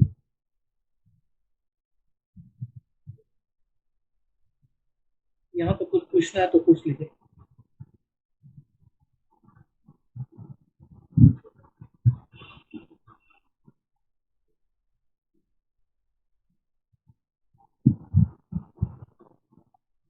इन्वेस्टिगेशन पे फिर आते हैं।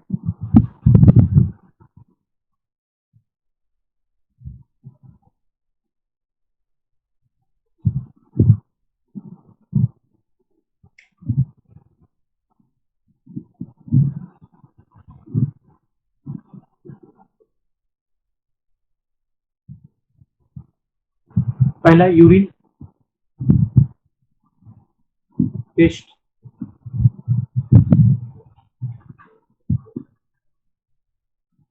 अगर यूरिन टेस्ट कराते हैं, एक्सेस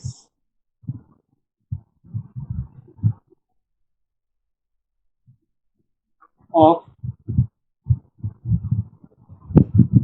यूरोबिलिनोजन, उसमें यूरोबिलिनोजन पिगमेंटेशंस मौजूद रहता है। लेकिन अगर डेवलप कर जाएगा हेपेटाइटिस बी, तो इस कंडीशन में यूरोबिलिनोजन एब्सेंट हो जाएगा। ये पिगमेंट जो एक्सेस होना चाहिए था, यहाँ पर डिसअपीयर के स्टेज में आ जाएगा, धीरे धीरे करके कम करना शुरू हो जाएगा। और ऐसा होता है तो ये शो करना है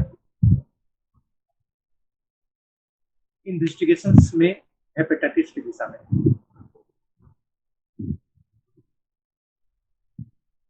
छह सप्ताह के बाद जब फिर टेस्ट कराएंगे तो यूरोबिलिनोजन का लेवल अगर नॉर्मल आ जाता है तो ये इंडिकेट करता है कि लीवर का जो इन्फ्लामेशन था हेपेटाइटिस का वो सबसाइड करेगा। सेकेंड आते हैं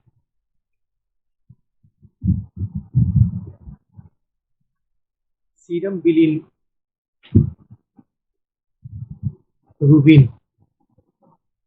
इसका लेवल देखते हैं तो ये 2 mg/% 2 mg/%। अगर 2 mg/% से ये बढ़ा हुआ है, एबो मन में बढ़ा हुआ है, तो यहाँ से 2 मिलीग्राम जैसे ही क्रॉस किया या पहुंचा तो हम लोग उसको हेपेटाइटिस के अंदर में रख लेते हैं। सबसे कॉमनली इसी को कराया जाता है, सीरम बिलिरुबिन को कराते हैं। 2 mg जैसे ही क्रॉस किया लीवर में जॉन्डिस की ओर इंडिकेट कर देगा। थर्ड आता है serum enzyme.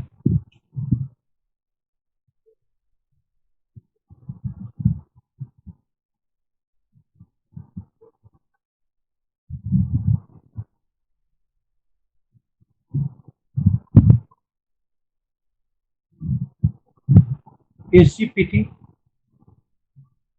SGOT.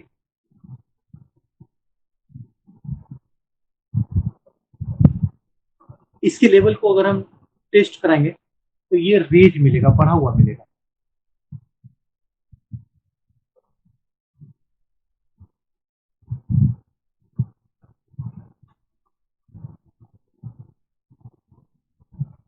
Serum bilirubin, next serum enzyme, इसको हम SGPT, SGOT.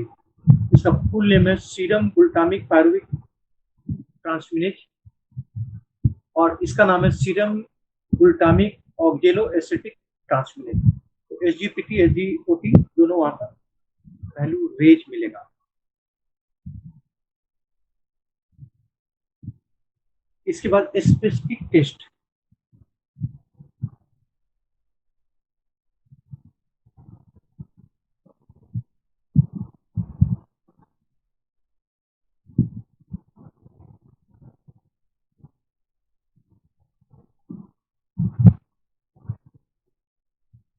HBsAg antigen test. अगर सरफेस एंटीजन टेस्ट कराएंगे तो ये पॉजिटिव, HBsAg या SBAg भी टेस्ट कराएंगे तो ये पॉजिटिव मिलेगा। तो it is called serum test. Serum test भी कराएंगे तो ये पॉजिटिव मिलेगा एंटीजन।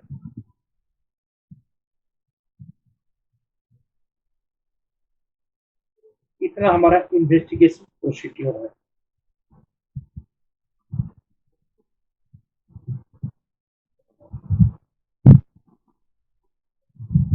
लास्ट में आता है मैनेजमेंट।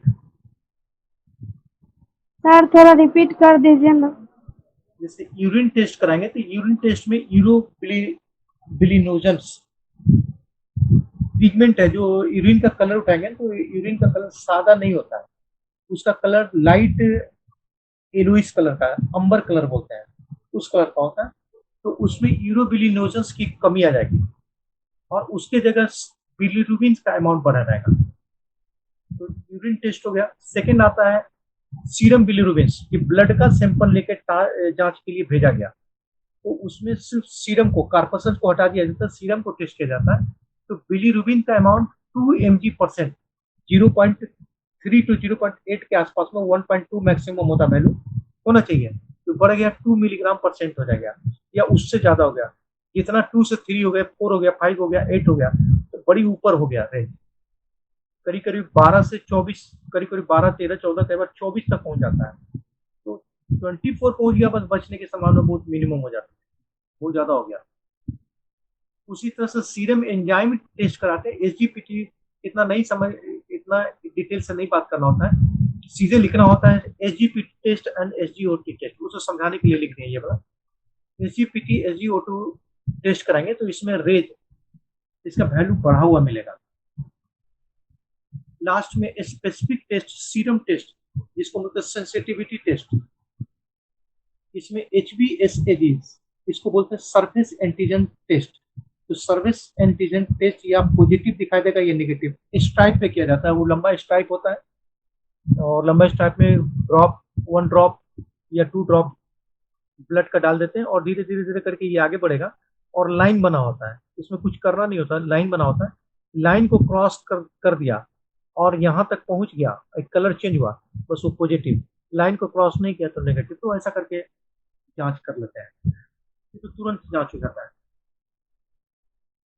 ये इतना इन्वेस्टिगेशन। हेलो सर, हाँ, एसजीपीटी का और एसजीओटी का फुल फॉर्म लिख लीजिए। एसजीपीटी का लिख लीजिए, सीरम ग्लूटामिक, एसजीपीटी का लिखा है serum glutamic, GLUMATIC,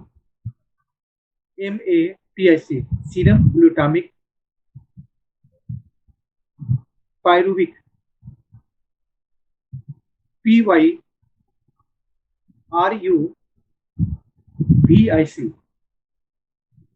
pyruvic transaminase, TRANSAMINASE,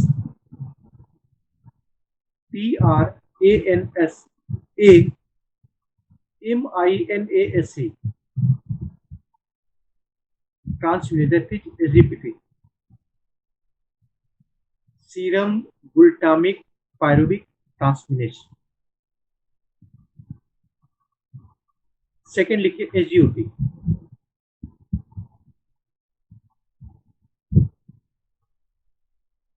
इसमें लिखिए सीरम ग्लूटामिक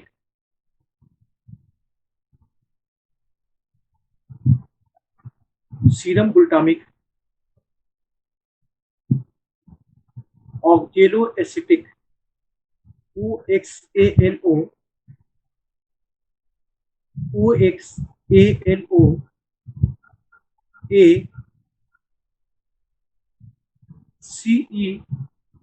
ACETIC,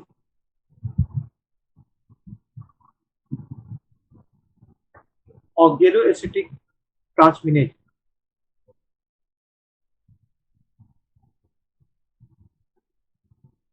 सर दोनों टेस्ट में क्या देखा जाता है? इसका लेवल देखा जाता है. इसका लेवल रेंज है. जैसे अगर 100 यूनिट आ गया, एवरेजली ये 30 यूनिट का होता है. नॉर्मल वैल्यू 30 यूनिट का ही होता है. तो ये 30 यूनिट से बढ़ने लगेगा. जैसे जैसे बढ़ने लगेगा, कई बार तो 100 इंटरनेशनल यूनिट से पहुंच जाता है.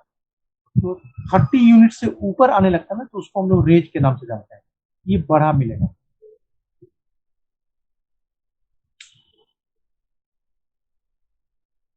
उसका लेवल से देखते हैं. और कुछ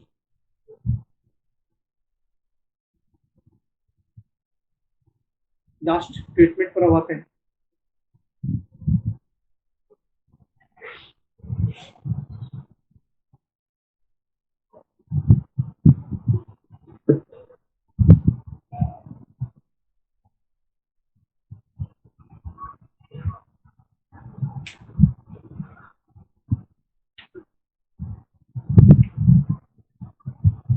ट्रीटमेंट में पहला रेस्ट,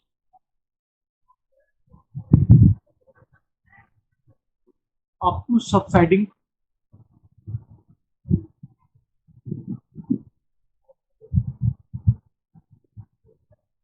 दी सिम्टम्स. वेट पर रहेगा, सिर्फ एडीएल पर. एक्टिविटी ऑफ डेली लिविंग मैंने बाथरूम जाना, टॉयलेट जाना, नहाना धोना, बस इतना ही के लिए उसको अलाउ रहेगा. बिछावन पे रहेगा तब तक जब तक फीवर नहीं कम जाए, जॉन्डिस का सिम्टम खत्म नहीं हो जाए. ये लगातार बिछावन पड़ा रहेगा. 4 से 6 सप्ताह का उसको रेस्ट दे देंगे. Second, isolate. अगर हेपेटाइटिस ए या बी जो भी हो, आइसोलेट करेंगे. आइसोलेट का मतलब कि एक अलग रूम में इसको रखेंगे, क्योंकि दूसरे को फैलने का खतरा है, खासकर प्री इक्टेरिक स्टेज और इक्टेरिक स्टेज में. तो बेटर है कि इसको एक अलग कमरा में रखेंगे और वहां पे लोगों का आना जाना कम कर देंगे. खुद इनको भी खतरा है. खतरा इसलिए कि कमजोर है, और दूसरा जो आ रहा है पर्सन उसके लिए भी खतरा है. तो आइसोलेट कर देंगे और एक सिंगल रूम में उसको रख लेंगे. उसके बाद आता है डाइट.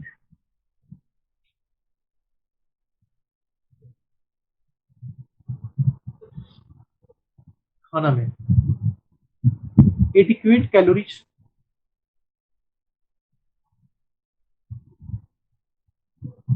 उसको खाने में कैलोरी रखना है मैक्सिमम फ्रॉम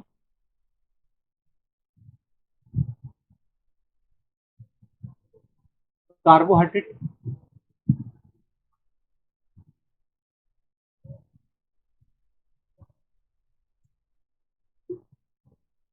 इसमें इनिशियल चूंकि नोजिया वोमिटिंग है तो कार्बोहाइड्रेट पूरा करना है. तो एकदम से खाना सॉलिड में नहीं देते हैं. बेटर होगा ना कि इसको कार्बोहाइड्रेट पूर्ति करने के लिए ग्लूकोज वाटर दीजिए. सबसे बेटर वही है. अदरवाइज स्वीट स्वीट ड्रिंक का मतलब हो गया शरबत हो गया, इसको देंगे। फ्रूट जूस देंगे। फ्रूट जूस में ये होता है कि बाहर से नहीं लाएंगे, घर में आप फ्रूट को लाएंगे और जूसर से उसको निकाल देंगे, एकदम क्लीन जूसर, साफ सुथरा किया हुआ जूसर से निकाल देंगे जूस और देंगे।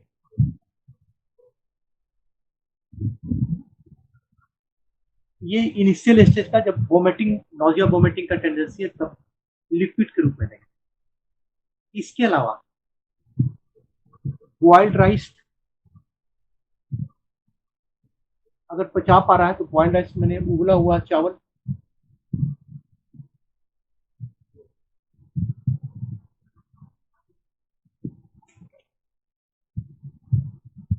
Sweetened rice. स्वीटेंड राइस का मतलब होता है खीर, उसको खीर भी दिया जा सकता है यहाँ पे।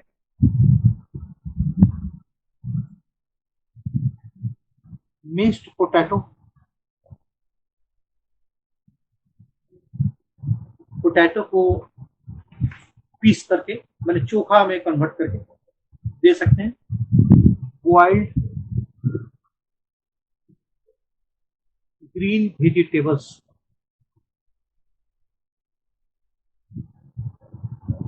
हरा साग सब्जी बॉइल्ड, बिना तेल घी मसाला का ज्यादा दिया हो, उसको दिया जा सकता है। उसको मॉडरेट अमाउंट ऑफ प्रोटीन, ये कार्बोहाइड्रेट हो गया। कार्बोहाइड्रेट के अलावा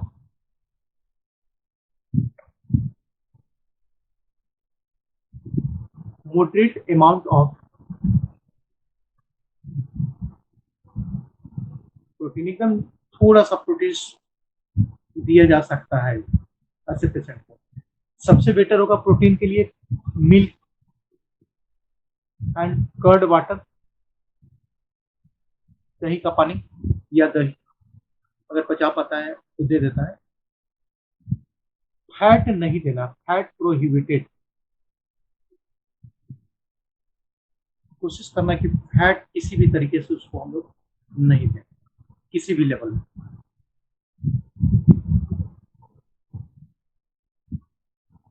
यही तरीका है। कितना ग्लूकोज देंगे तो करीब करीब 300 ग्राम पर डे ग्लूकोज दिया जा सकता है। 300 ग्राम पर डे उसका रिक्वायरमेंट होता है।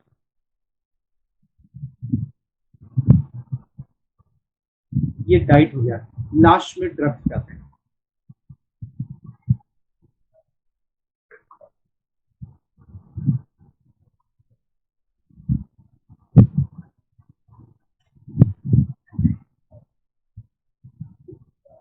ड्रग्स में प्रोफाइलेक्टिव,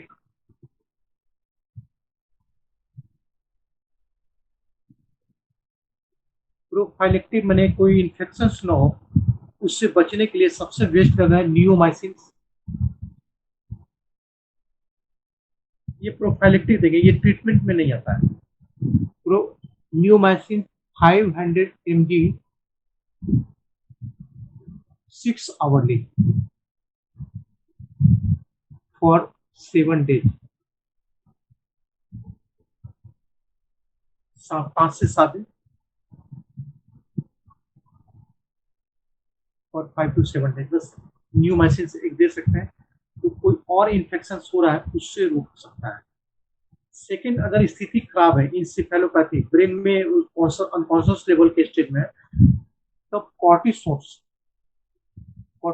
स्टेरॉइड ड्रग है 20 to 40 मिलीग्राम, ये शामिल किया जा सकता है। हाइड्रोकोर्टिसोन, सेमिसक्सिनेट, ये सबसे मोस्ट कॉमन है। तो 20 से 40 मिलीग्राम, तब जब सिविरिटी बहुत ज्यादा बढ़ा हुआ है, ऐसे कंडीशंस में स्टेरॉइड ड्रग्स वहां पे शामिल किया जा सकता है। थर्ड आता है एंटीवायरल। एक हो गया, अब एंटीवायरल। एंटीवायरल में सबसे बेस्ट होगा इंटरफेरॉन इंजेक्शन।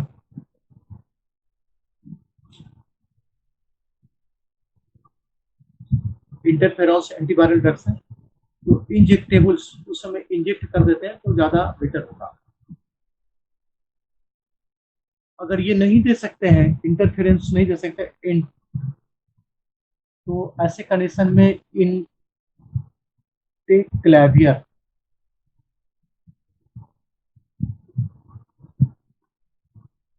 ये दिया जा सकता है, या फिर लैमिबुडिन,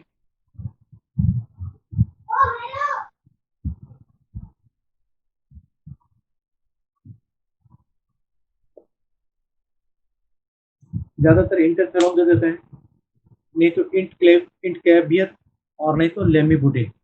ये तीनों में से कोई ड्रग्स दिया जा सकता है। ये एंटीवायरल्स है, जो वायरल कॉलोनी बना है उसको ये ब्रेक करता है। लास्ट में आता है प्रिवेंशन। इससे बचाव का क्या तरीका हो सकता है?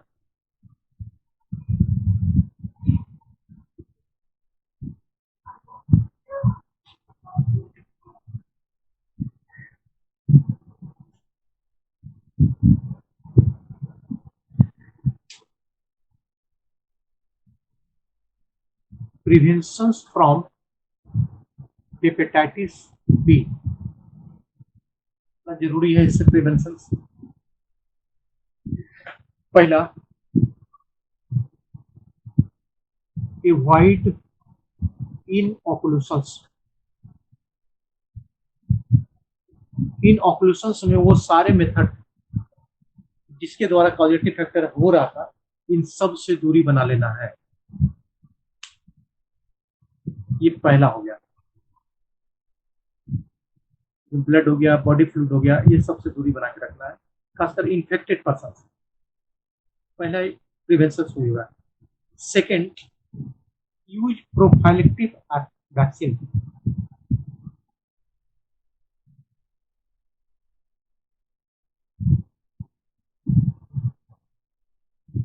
Vaccine,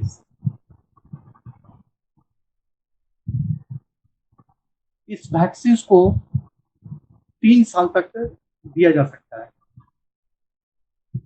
0, 1, 6, 1 month, 6 month, and booster dose 4 years, 3 to 4 years। मतलब कि इसको आज वैक्सीन पड़ा, उसको आज से ठीक 1 महीना के बाद 19 सितंबर को पड़ेगा, और उसके बाद आज कितना तारीख हो गया, 19/8, तो सेकेंड डोज इसका 19/9 को पड़ेगा, 20।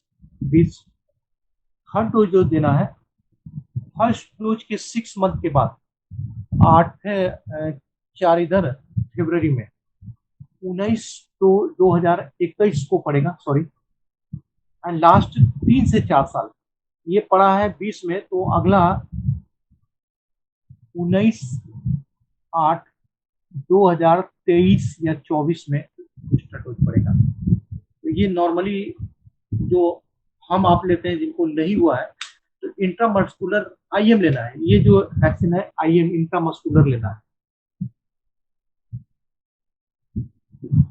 सबसे बेस्ट है। सेकेंड आता है रिकॉम्बिनेंट वैक्सीन। ये जो हम आप लेते हैं, इस वैक्सीन का नाम है, जो वैक्सीन लिया जा रहा है इसका नाम है प्लाज्मा डिराइव्ड वैक्सीन। ये आपका वाइवा का क्वेश्चन आएगा कि नॉर्मली जो पर्सन से सिविलियन है उसको कौन सा वैक्सीन हेपेटाइटिस बी से बचने के लिए पड़ता है, तो ये आप नहीं बताएंगे, ये बताएंगे प्लाज्मा डिराइव्ड वैक्सीन उसका नाम है। और 016 ये 3 तो कंपलसरी है, और एक चौथा डोज 3 to 4 years लेटर बाद में 3 से 4 साल बूस्टर डोज जिसको बोलते हैं वो पड़ता है। लेकिन वैक्सीन को कौन फॉर्म है, तो प्लाज्मा डिराइव्ड वैक्सीन। अब सेकेंड पे आते हैं, मिटा दें।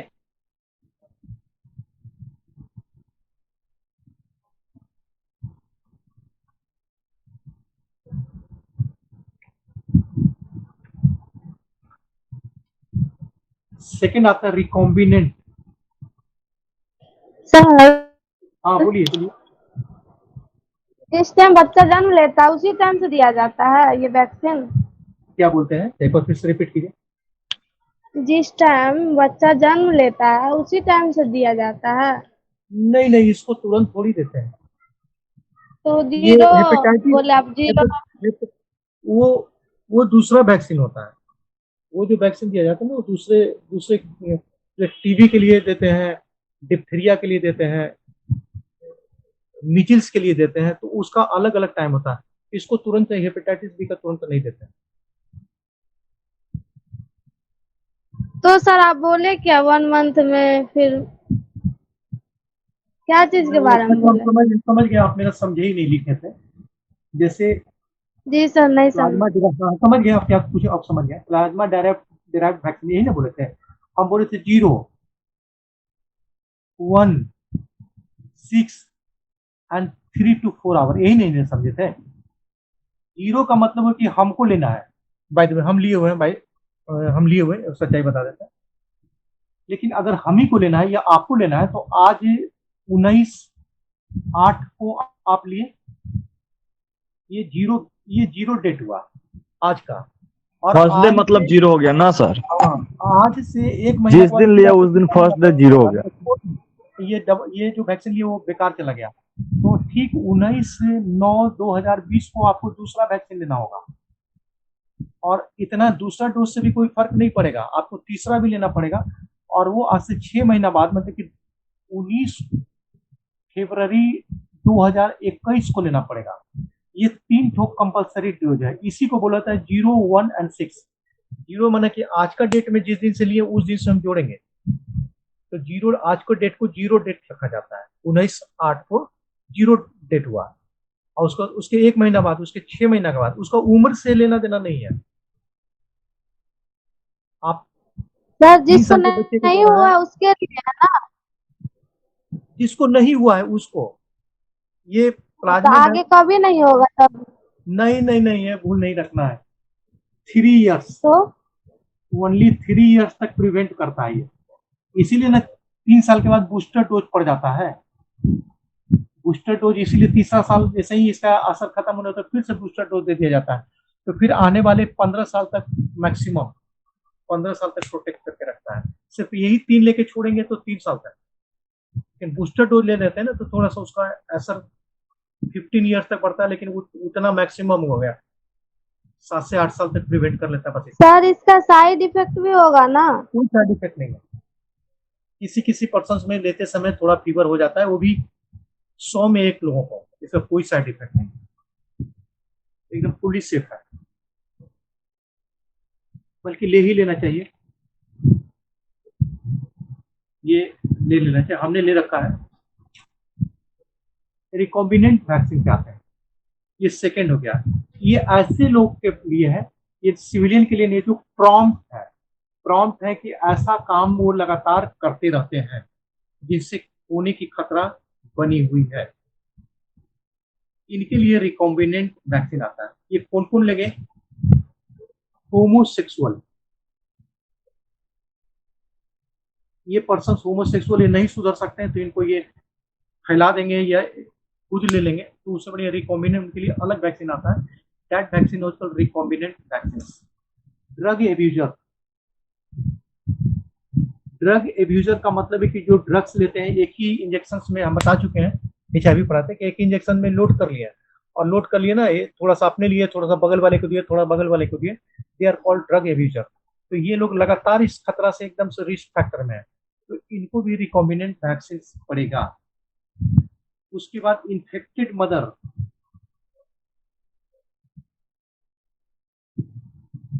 इन्फेक्टेड मदर,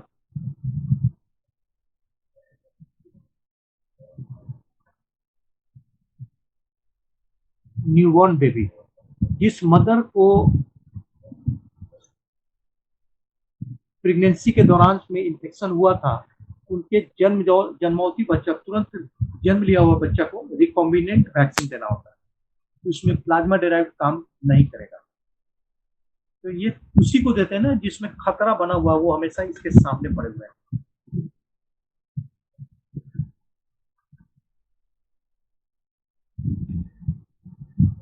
बस यहाँ पे आपका खत्म हो जाता है हेपेटाइटिस। फिर कल सर हाँ जॉन्डिस जो है दोबारा भी हो सकता है ना, जैसे किसी को हुआ खत्म हो गया तो फिर दोबारा भी हो सकता है ना? रिलैप्सिंग में लिखे ना कि रिलैप्सिंग हेपेटाइटिस जो है रिलैप्सिंग वो कॉम्प्लिकेशन में आता है। कोई ये सबको नहीं होता, जिसकी इम्यूनिटी बहुत कमजोर है या फिर जो कैरियर बन गया। हेपेटाइटिस बी में कुछ परसेंट ठीक हो जाते हैं, 5% कैरियर बन जाते हैं। कैरियर बन जाते हैं कि उसके शरीर में वायरस रह ही जाता है हेपेटिक सेल में, तो उसको रिलैप्स कभी भी जीवन में फिर से रिलैप्स कर जाएगा, जिस समय कमजोर पड़ेगा फिर से वापस हो जाएगा। सबके साथ नहीं होता है। चलिए फिर कल बात होगी।